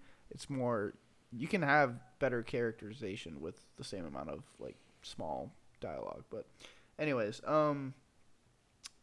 I had a note that he's just like he's very efficient. He's efficient with his driving. That's consistent with keeping keep close watch on the time and a good plan and thinking on the spot and stuff. But especially when he's talking with the mom and the son and stuff, he doesn't really say much. He's interacting, but he's saying like the bare minimums. Like, you want water? He's like, yeah.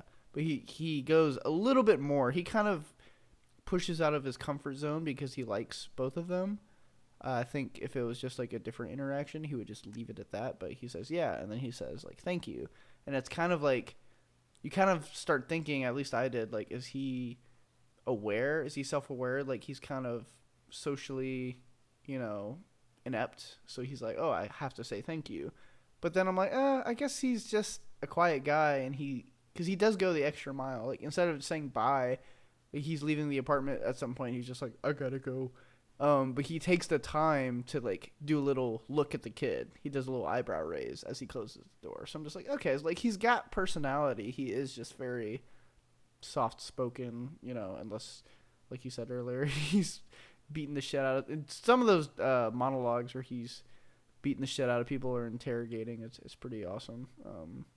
But yeah, I thought those were like interesting little notes. Also, that since I've already seen Baby Driver. Even though I watched this one first, I was thinking, since he had the toothpick, I'm like, oh, that's his thing. Like, Baby Driver's thing is the music, and his thing is toothpicks. So I just thought that was interesting. Like, all getaway drivers have to have a shtick. Shtick. Yeah, Does he keep doing when that he throughout the entire movie, though? I felt like towards Yeah. the end, they just kind of forgot about it. Well, he Yeah, I offers think it got he offers forgotten. the kid a toothpick. That was like that another was that's gesture. pretty like early, in the though. middle or at the very beginning of the That's film. true. Like, Yeah. he doesn't. I don't think he does. He. Oh my god, I don't remember now. Yeah, that'd be I was something so to go checked I don't out by back the think end that he of ever this film, does. so maybe that's just my bad memory. Yeah. This- Maybe I'm blaming the film for my own like my own issues, but I really was just checked out. I don't know if you guys agree, but this is just a mix of Taxi Driver and Hotline Miami. It's the story of Yeah. Taxi Driver. He's a driver. He's a loner. He's alone. He finds this girl that he likes. He finds someone he needs to protect, and he commits acts of violence, in order to protect that asset.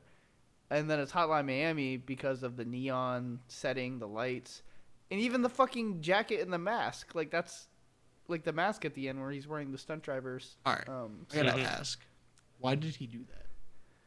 I don't know. Like, Yeah, it really They did. know None of who it he made answer is. so sense. bad. Like, they already know who he is. I like when he's This just is- staring through the window this is at the where I pizzeria think- too. Yeah, I thought This he is was where about I to go think in that- Godfather style and just fucking shoot up. The that's what I place. thought That's too. what I And thought, I thought it too. was gonna be such a And he just crazy turns scene, around. but that is not what happened.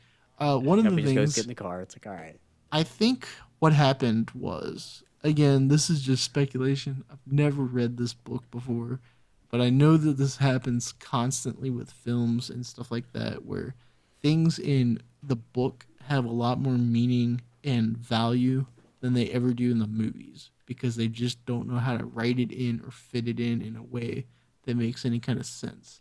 And I wonder if he put the mask on to maybe try to think I don't know. I think maybe when he was looking up through the window to confirm that the target was there, he didn't want to get spotted or even have the chance of getting spotted in a way that like they would immediately recognize him. It didn't need to be like a mask where it has like high definition, but it's enough to where it's like it's just a random bald dude looking through a window. And maybe that was what the whole mentality behind it was, but I can't tell. I feel like I have to read the book in order to understand it. Yeah, I kind of agree. I'm sure, not sure, but like I can imagine there's more meaning explained, in depth with the book. But for me, my interpretation was, so the mask is what he wore as a stunt driver, and stunt doubles, whether it's driving or just a fight scene hand to hand, they are putting in the work to give credit to someone else. So you're constantly putting yourself at risk in working your ass off to not get any of the credit, and also they make it a point of how much he's paid. He's like, I got you an extra $500. That's nothing in fucking Hollywood. $500, you know what I mean? So I think the symbolism behind it is, you can obviously tell like he's done with this life. Like he doesn't care about the money. He doesn't care. He just wants his happy ending. He wants to go away with this girl and just kind of switch his life up, from how it's been. Because that plays into why he's a loner. He just doesn't feel like he belongs. He doesn't feel respected. He doesn't feel recognized. So I think the symbolism is like, yeah, like I'm wearing the fucking mask. Like I'm just this guy, I'm going to take care of business. Who gives a fuck who I am? You know what I mean? Like he's kind of like lost his way. He's lost his soul. I feel like he's kind of just executing what needs to be done. It's not him doing it. It's not a personal vendetta. It's like, this is something that needs to happen, and this entity, this creature is going to do it. That's how I kind of took it. It feels like everything that he does is for, and this is a weird thing to say, but is for the kid that isn't even his. Like when they killed the kid's father, he went up to the guy that killed the father and said, "Well, you just," or not the guy that killed the father, but Blanche, is that her name? Yeah, it's like, you just got he said, a boy's father killed. Yeah, and so he was kind of taking his anger out. You saw him start getting angry because someone put that whole family life in danger. And then as the story progresses, I mean, that could be another reason why he put on the stunt devil mask, is because it wasn't that he didn't want to show his face. It was like Andy just said, he was trying to act as though it was on someone else's behalf. Like, all of this stuff has happened to him, and he's just trying to protect the family. So at this point, it's not about him, it's about the family. Yeah. So why didn't he kill the last guy with the mask on? Good question too. I don't know. He's just doing a bunch of because- random Well, stuff. I mean, Because he never does it consistently throughout the movie, it just doesn't make any sense. Yeah, I don't know.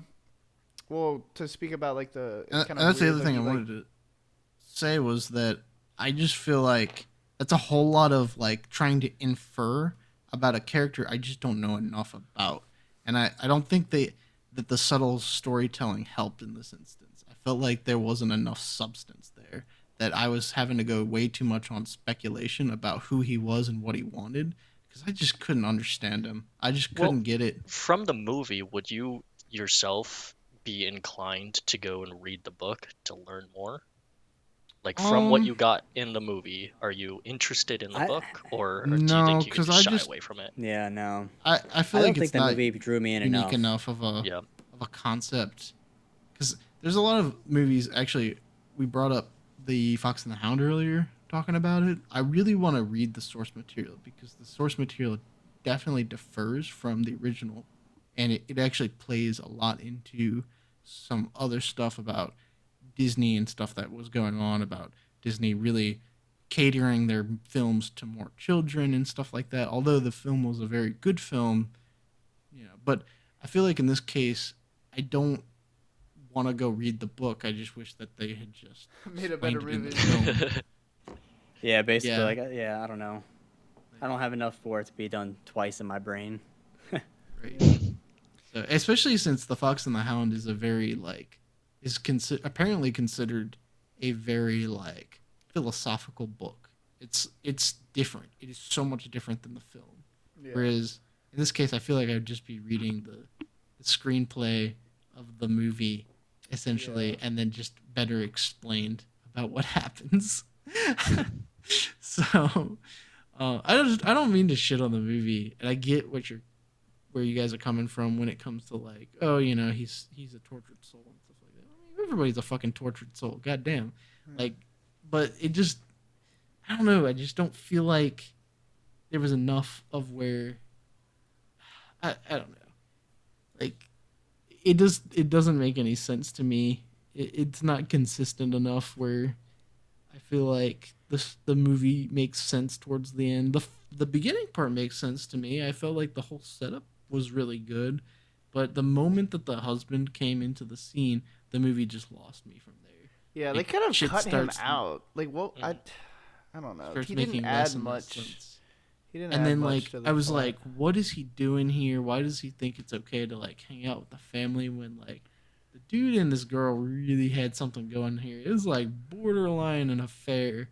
yeah, And the husband comes home from prison, and the dude's not even like a bad dude. He's Exactly. like a relatively nice guy. He's just in a bad situation. especially he's with got his his family confession wrapped at up the celebration, like welcome back party. He's like got a lot of wrongs to make it. Like you can tell And he's sincere. Like they should have Even just then- taken him out of the It's like, movie. oh, man. Because Even it then, just- I was still engaged because I'm like, this is such a different twist. I wasn't expecting that. I was expecting the generic bad guy, abusive husband. Is not what he is at all. And like, I think that we got almost more story out of him than we did Driver in this movie, and he was in it Yeah. for a quarter of the time. yeah, in some ways, I don't even think the acting that he did, that what's his name did, Oscar Isaac. I'd say that's Oscar Isaac did, yeah. was bad. I thought he genuinely did a very good No, he did performance, great. but I just felt like No. there was aspects of the storytelling where they wanted to be way too subtle about it, and they didn't want to have enough. I don't know. Maybe they didn't want him talking at all, and maybe that's the whole point, is that he's just a socially awkward mute. But it doesn't lend itself to the story very well because I Yeah. don't care about him I like thought at all. I thought the awkwardness was really highlighted, especially in this one scene where so the mom and Ryan Gosling are talking in the hallway, and then Oscar Isaac comes out with the kid to take out the trash, and they like stop talking, so they're just kind of standing there, and Ryan Gosling makes it look like he just came out the apartment, like he's fiddling with his keys, and then he like talks to him, and he's like. He's normal, and he's obviously like suspicious, not in like a toxic way. I don't think he's just like, oh, I heard you've been helping In a out a normal lot. way. Yeah. Right. Oh, you drive for the movies, and Ryan Gosling's just like, yeah, and it's Yes, like, okay, no, but the yes. main like, all right, man, awkwardness, make a conversation.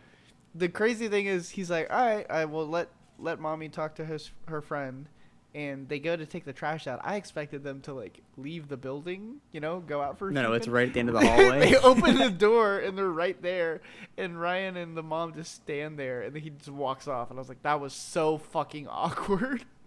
I think the other thing too, it doesn't make any sense because like when he's talking on the phone or talking business, when he's like a drive man, dude does not have any of that social hang up. He's like straight to the point. He's particular and meticulous. When he has like conversations with people, he's like almost slightly aggressive. Yeah.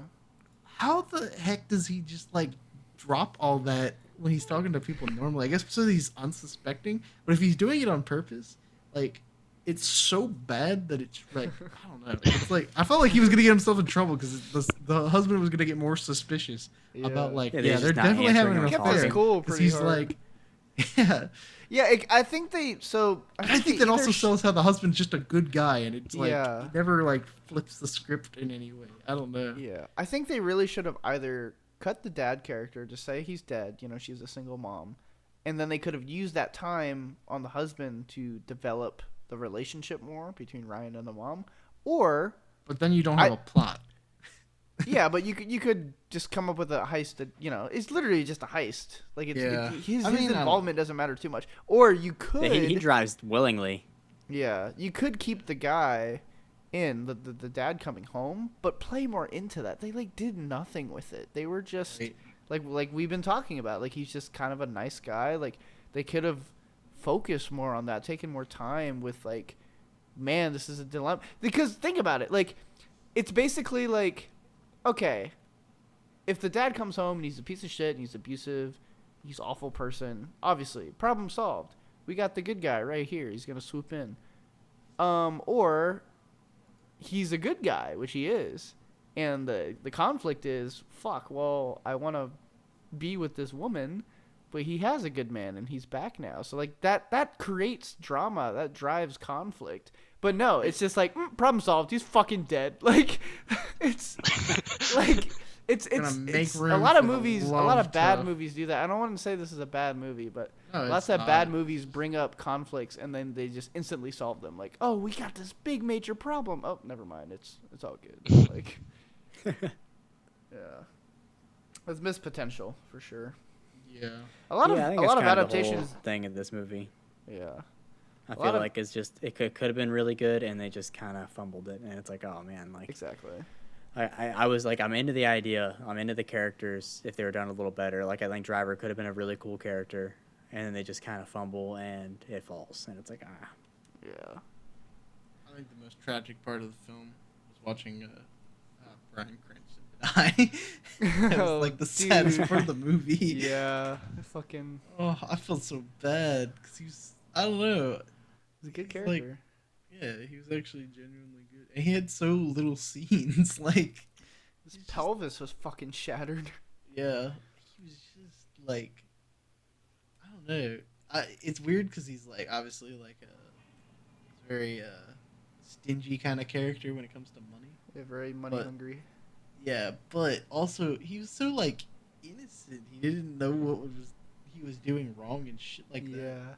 How was I supposed to know? I talked to. Yeah, exactly. Yeah. He's just like I don't know. It reminds me of like our grandfather character. he just wants his race car. Yeah. I felt that. He for wants him. the simple life. He didn't want to get involved in all this like, crazy fucking crime shit. Yeah. I have a little to the side piece. I can't think of fucking vocabulary. A little tangent. But in terms of racial slurs, I have a few notes. So there's casual monkey racism. When they're in the grocery store and the mom is just like, "You're a monkey," and the kid's like, "No, you're a monkey," and I was like, "Whoa!" And then I just thought that was funny. And then okay, so the other thing was the top mob guy, the guy who died first at the beach. He got drowned. So he Nino. Yeah, Nino. So he was like talking about why he ripped off. He was explaining it to the lower mob guy, and he's like, I don't give a fuck about the family. Like they're the ones that call me a K slur for Jewish people, and it's like Okay, that's funny because he's hurt by that and he's offended. But literally earlier in the movie, he's like, "Why are you eating that fucking chink food in my restaurant?" And I was like, "Excuse me." And so I mean, I just took it for what it is because like he's a bad guy. He's gonna say, chink or whatever. But then later he's like, "Oh, I'm hurt. He called me the K word," and I'm like, "What the fuck?" By the way, I wanted to just say, was it ever clear his motivations from stealing from the rest of the mob? Because like he had to have known that that was a terrible idea, right? Like, I think it was just to kind of like he's just spit in saying- their face.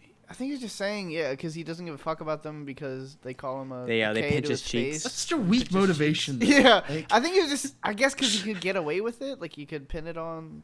but it was like so. I don't know. That was the setup. That was the setup. It was. I guess Oscar Isaac's character going in, and then it just so happens that someone else ripped them off. I think the mob would be suspicious and be like, okay, so our money wasn't stolen by you. It was stolen by this random guy who just got out of jail. Okay, that's fine. But who stole it from them? Like, I don't fucking know. That's not He's really dead. a great plan.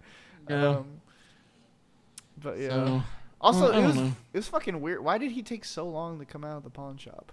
And why did he not dispatch him or disarm the fucking owner? Like, yeah, I think it that was was just so stupid. to drum up Especially when you know, drama for like, like most- the audience while we're watching from the car, and that's why. It's like, Yeah. Like they did, and it was annoying too because it was the same as the opening. The opening, the first bandit gets in the car and they're waiting on the second bandit, and he's looking at his watch, checking the time, and he gets in just in time. But they, Why, they do what was that. taking him so long? What is he doing in there? Why I don't did they fucking know, walk but out it's together? not as important because it's like, okay, yeah, whatever. Like, because you have no details about that. You have no idea. There's no pre-mission brief. It's just like I'm the getaway driver for this sort of heist. But Right. the pawn shop, you get details. It's a pawn shop. Right. You're robbing it. Blah blah blah. There's obviously everyone. You don't even know the facility they rob in the opening. But a pawn shop, people know. People know that. Hey, there's valuable shit in there. Most pawn shop owners are kind of rough and tough. They most definitely have a gun. They're kind of expecting to get robbed.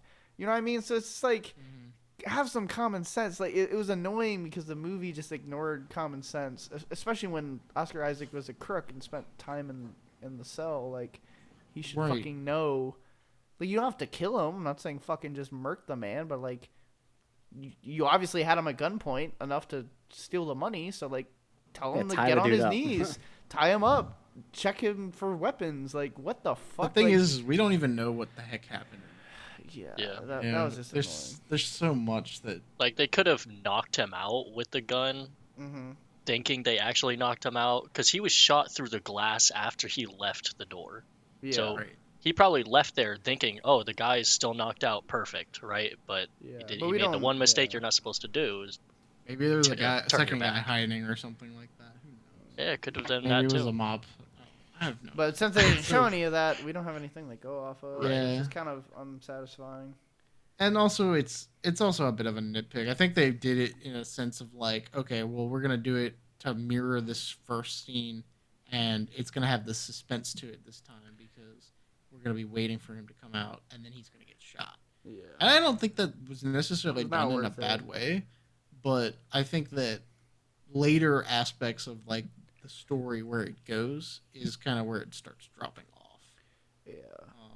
Like I said, I like the badass scenes of him like curb stomping a dude in an elevator and like killing that dude with a hammer, killing the two guys with, with shotguns in the hotel room. Yeah. I like the blood and viscera, like how like violent it is because it really draws a lot more impact to the deaths in this movie. Mhm. Like when Bryan Cranston gets like his wrist slit open, it isn't just like a small cut or something like that. His fucking arm pops open.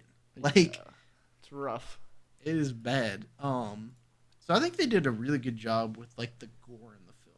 So okay, that was my final note I wanted to touch on before we ended because like the gore, I loved some of it and some of it Yeah. took me out of it. So true. the shotgun through to Blanche, amazing. Holy Yeah. fuck, was that shocking? Was that well done? Was that beautiful? Was that disgusting?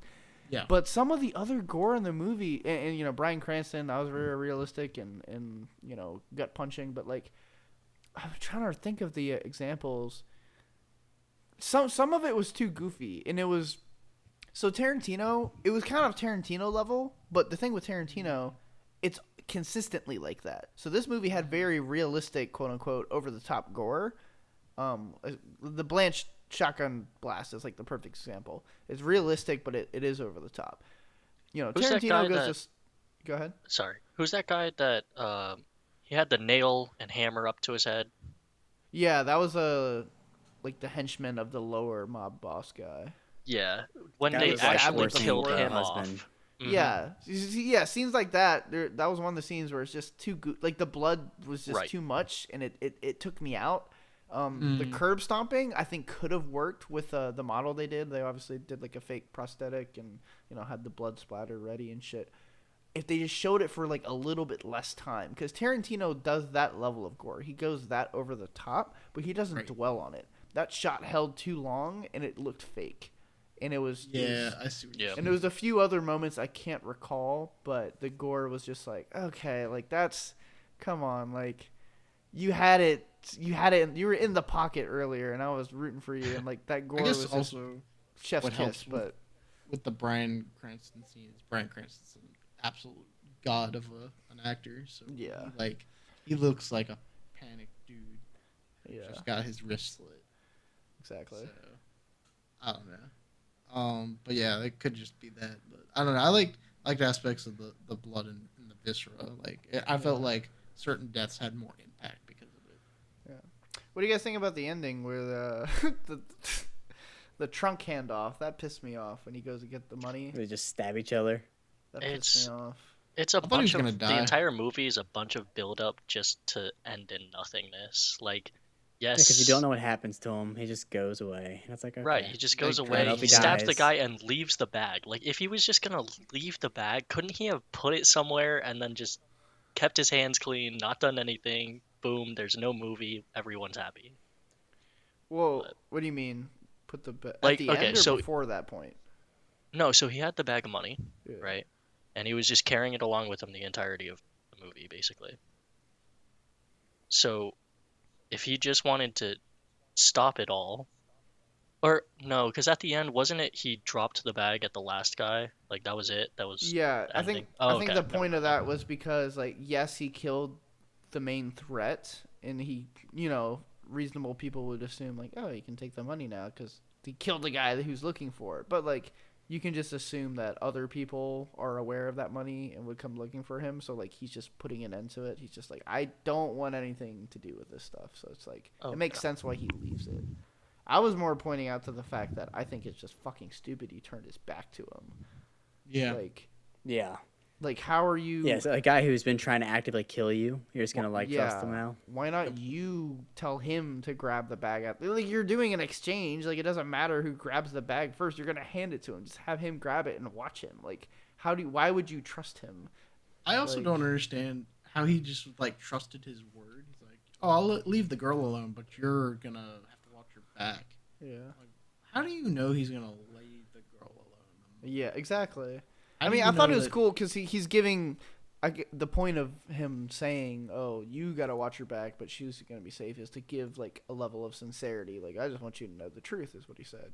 Like, it makes sense. So, like, that part is He's believable. a mob boss. Don't He's- listen to a word he exactly. He's says. still a Like- mob boss. Yeah. So, anyways, yeah, I agree with y'all. I don't really like the ending of the film. Like I said, I think that as the film went on, it got worse and worse, and I think that the ending was really bad. Yeah. I don't mind ambiguous endings. I don't mind endings where there's not a definitive kind of it's more of like a bittersweet kind of thing. But it just felt like this movie didn't earn any of that, of him driving off and not talking to that girl anymore or anything like that. Yeah. Trying to be like, oh, I'm gonna go away because anytime I'm near you, I'm gonna be like a danger to you kind of vibe. But I mean, that's realistic. I mean, he's literally a psychopath. He was killing people mercilessly. He was a member of well, not even a member. He's just in the criminal underworld as a getaway driver. So I don't know.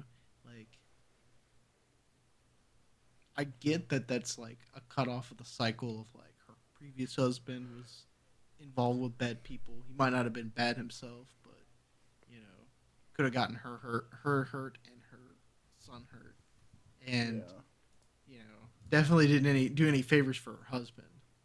So Yeah. going away makes the most sense, but I just felt like it was super unsatisfying to watch on the screen. So I don't know how you fix that, but you got to do something different. Yeah. Yeah. I don't know. I don't really have any final remarks on this movie. I think I kind of already said it all. I don't think it didn't really do it for me, to be honest with you. I wish Yeah. it would have. I like really wanted to like it. I just didn't. I agree with Yeah. you. Like I said, it. Oh, go ahead, Andrew. I was just saying the last note that I didn't mention that I think it's worth mentioning because like overall the cinematography is great. The atmosphere was dripping. I kind of remembered from last week's episode when you guys were like, "Oh yeah, Prey." You know, one of the good things is the cinematography. It's a good movie, and I was like pushing back on it. Like it's competently shot, but it's not like pretty, really. You know, what I I mean? think I This is agree a more with pretty your- movie. This is Yeah. atmospheric. That's like kind of the main sticking It's point of this 100% movie. the best part of the film. Exactly. It's the look. It's the feel.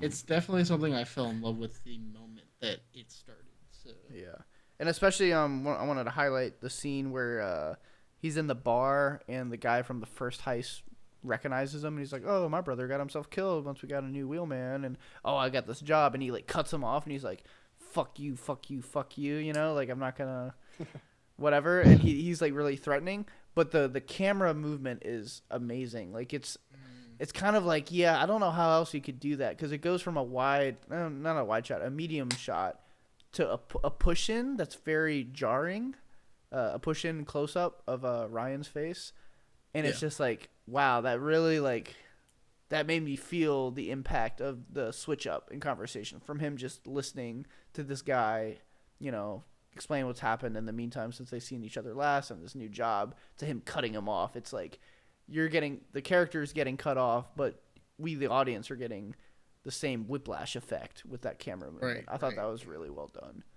But, yeah, it's a very like artistically shot film. It's very experimental in some ways.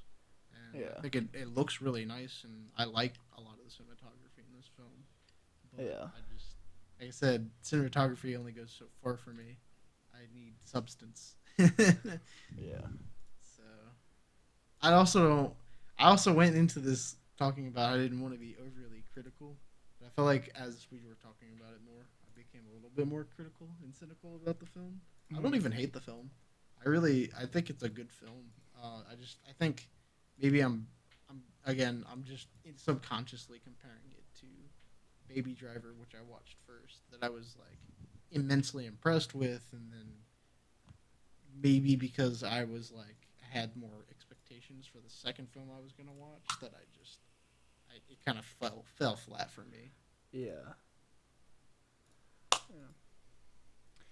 Anybody else? I have also any- know that Yeah. my weakness as like a reviewer is that I tend to go for more like happier films, not necessarily full on happier films. I like gritty and suspenseful, but I don't like it when it's just like a lot of like edgy meh. Yeah. And not to say that Driver was that way, but I the could. tone was a lot more like that. It was a lot more oppressive. I would and so- say it's edgy meh. It can be. And Yeah. so I think that's another thing that kind of like it's definitely a weakness of of a reviewer for me is like I'm not gonna go for that kind of film as much. Yeah. So automatically it's not gonna be rated as higher for me. But you know, I understand that as like somebody that's just my taste in films at the end of the day. So people are gonna obviously have different tastes at the end of the day about stuff like that. So Yeah. Any other final thoughts? I thought both movies were good. I also did a lot of subconscious just comparing. Starting with Baby Driver might not have been the smartest move. I know I had debated which one to start with before even starting it off, but in the end I chose Baby Driver, and I feel like that definitely swayed how I felt when it went into reviewing and thinking about Drive. So Yeah. if I could go back in time just to try it out, because out of all four of us, Andy's the only one that didn't do that. Mhm. So if it at least was split 2 and 2, like then we would be able to gauge more. Did it have an impact? But Exactly. yeah. Yeah. Well, if Well, you guys want to jump into rating? yeah. Before that, I was going to just go over the box office real quick and Yeah. then Okay. the audience and critic scores before we give our own.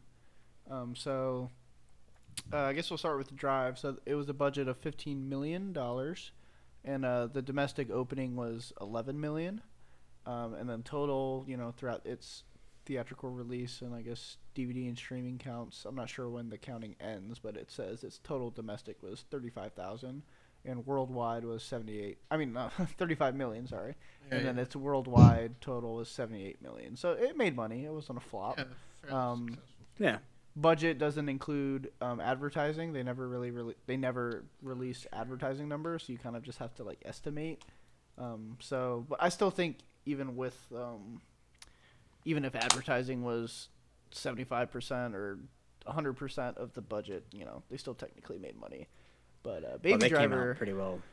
yeah, Baby Driver is very different. Way bigger budget, $34 million. Their opening weekend was, I guess opening means opening weekend. They made $20 million. Their total domestic was 107 million, and worldwide they made 226 million.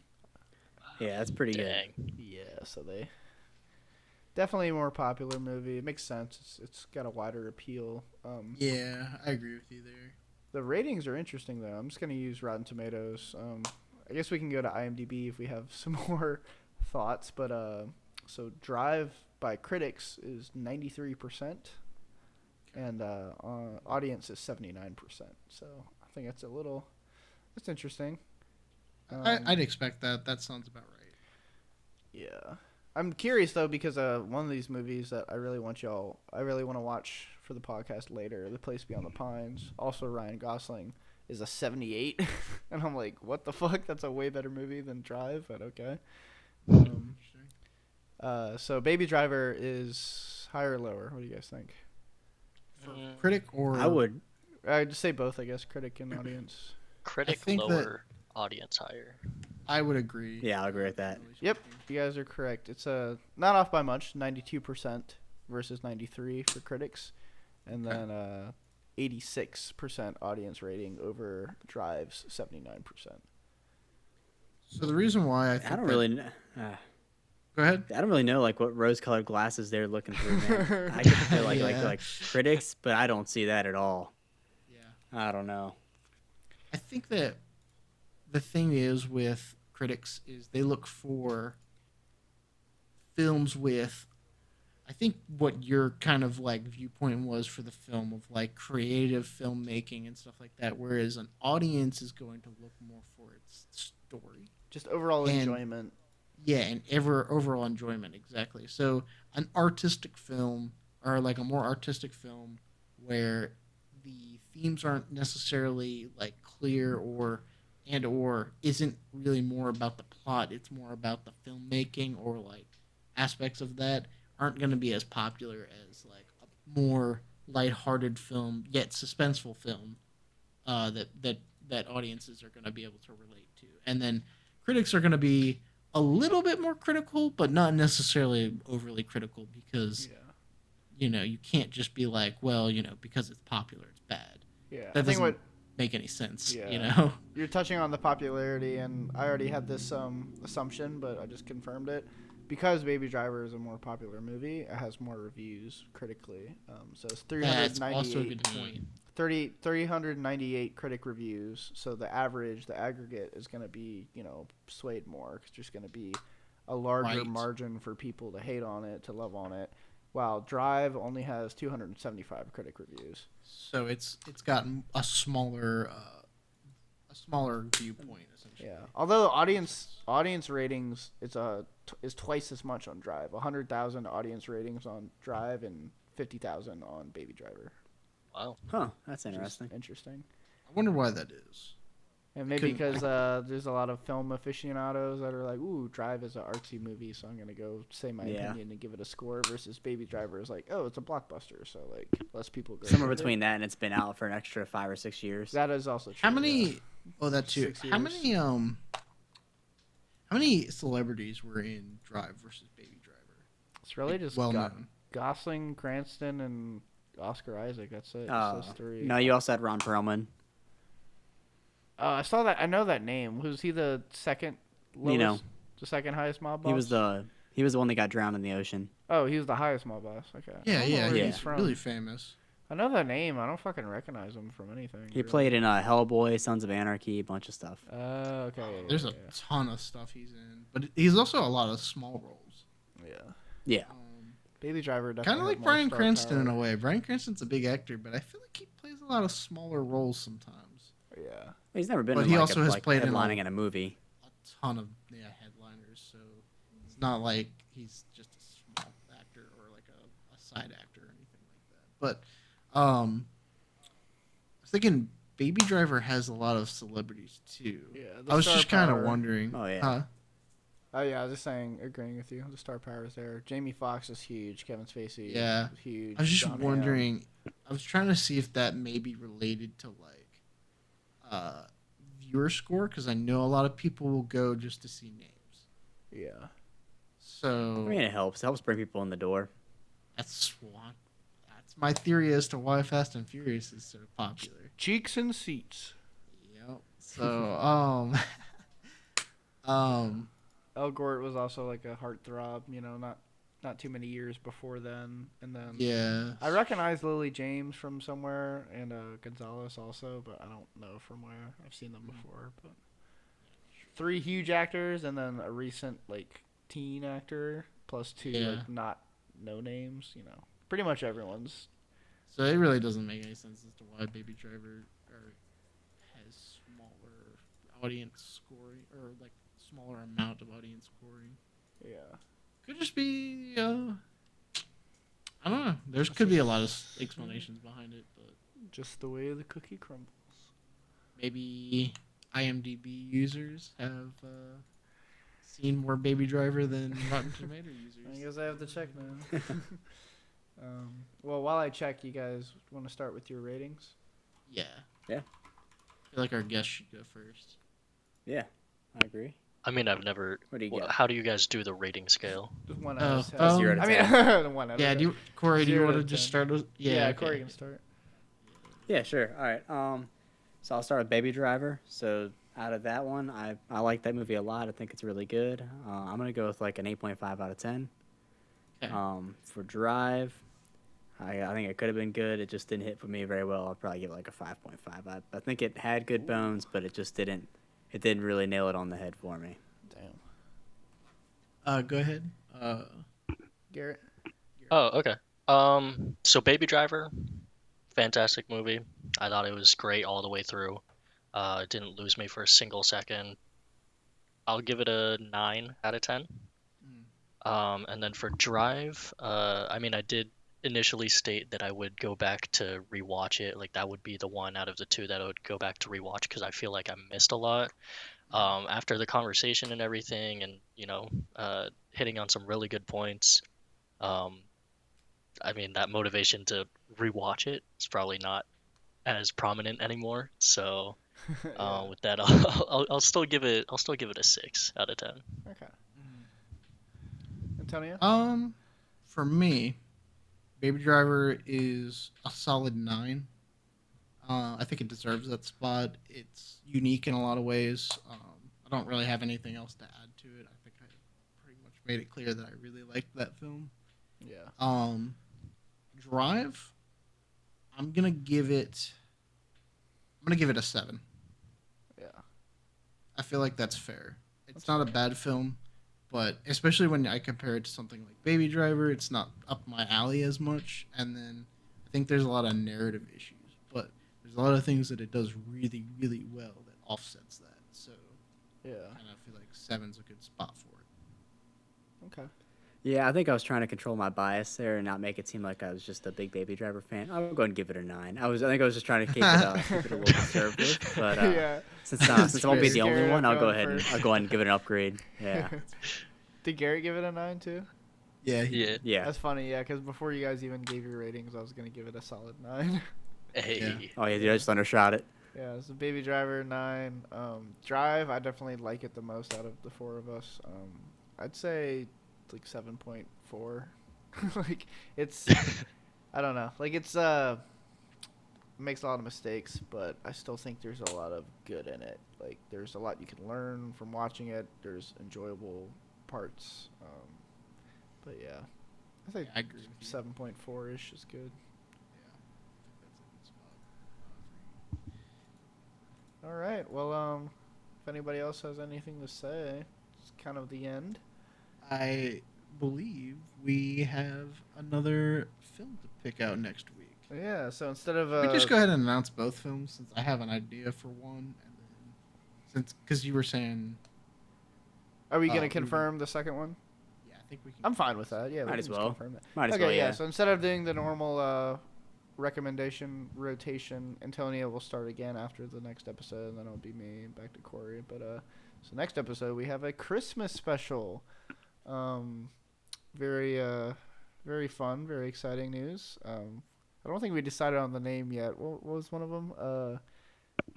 Christmas by the Firefight. Yeah, Christmas by the Firefight. That was my favorite. And then the other one was like Red Christmas or something. Yeah. Yeah, I'm Sweet dreaming of a Red red Christmas. I think. I- I'm dreaming of a Red Christmas. Yeah, those are both good. I don't know.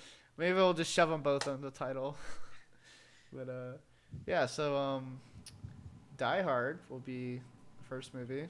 Yeah. One of my all-time favorites. I recently rewatched it to show a friend who somehow has never seen it. Probably seen that film like 15 times. Honestly, it was the first. Yeah, I've seen it so many times. It was the first rated R movie I ever watched, and it's one of my all-time favorites. It still holds up. I love it. I wish Bruce Willis was a better person in real life. Like holy shit! I just saw a clip that broke my heart. I didn't even know it existed. It was a YouTube short. Oh, don't and it ruin that was- actor for me, please. What do you mean? Do you not know anything? I know, I don't. Okay, we'll save it for the next episode. But holy shit, is he a piece of shit? Oh, Yeah, I actually didn't know that either. oh man. Yeah, I'll educate y'all. You don't need to do any research. Fine. I'll tell you. But Sounds yeah, like Die Hard. heartbroken. Die Hard's a classic. Amazing movie.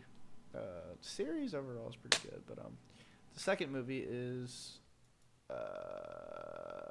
what's it called? Violent Night. Violent Night. It's That's right. the new Oh, blockbuster movie.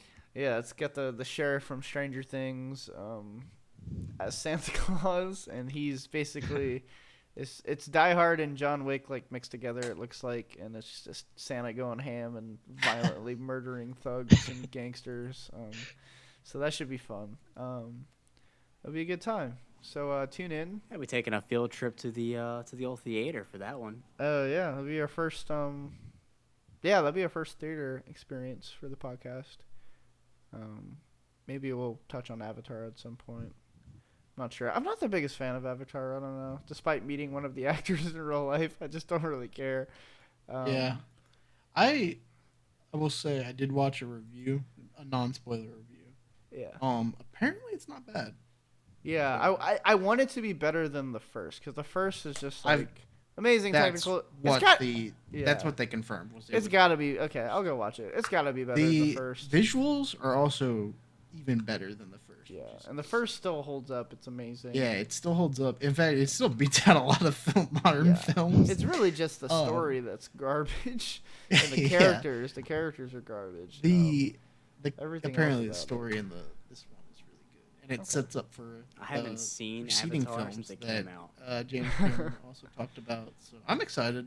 I was in the same boat as you. Very not in the fan of Avatar. I kind of the way I feel about Drive. I was like, it's really beautiful. It's a really cool looking film. Yeah. Damn, does the story suck? Even more so than Drive. I would give that I'd give that film like a 4 or a 3 when it comes to its story. Yeah. But yeah, I've heard some promising things, so we'll have to see. Yeah. We'll check it out. It sounds like a plan. All right. Thank you everybody for listening. If you are, no fucking clue. One last plug. Check out the YouTube channel. We got some gaming content on the way. So enjoy that. Consume that. We'll call it gaming. It's Yeah, attempting the game. An attempt to game. Yeah. Yeah, that's pretty much it. Check us out next week hopefully next week, the Christmas special. We all have jobs. We're all real people. We have things to do. We work very weird schedules too. Yeah, we don't have 9 to 5s like fucking Dolly Parton. I wish. All of us have literally not even just the main 3 of us. Garrett also has like a very strange schedule sometimes. Like, yeah, we don't. Yeah, we're not very I keep myself consistent. busy. Yeah, we'll figure it That out. sounds suspicious. Don't worry about it. All right. We'll check y'all out later. Thanks for listening.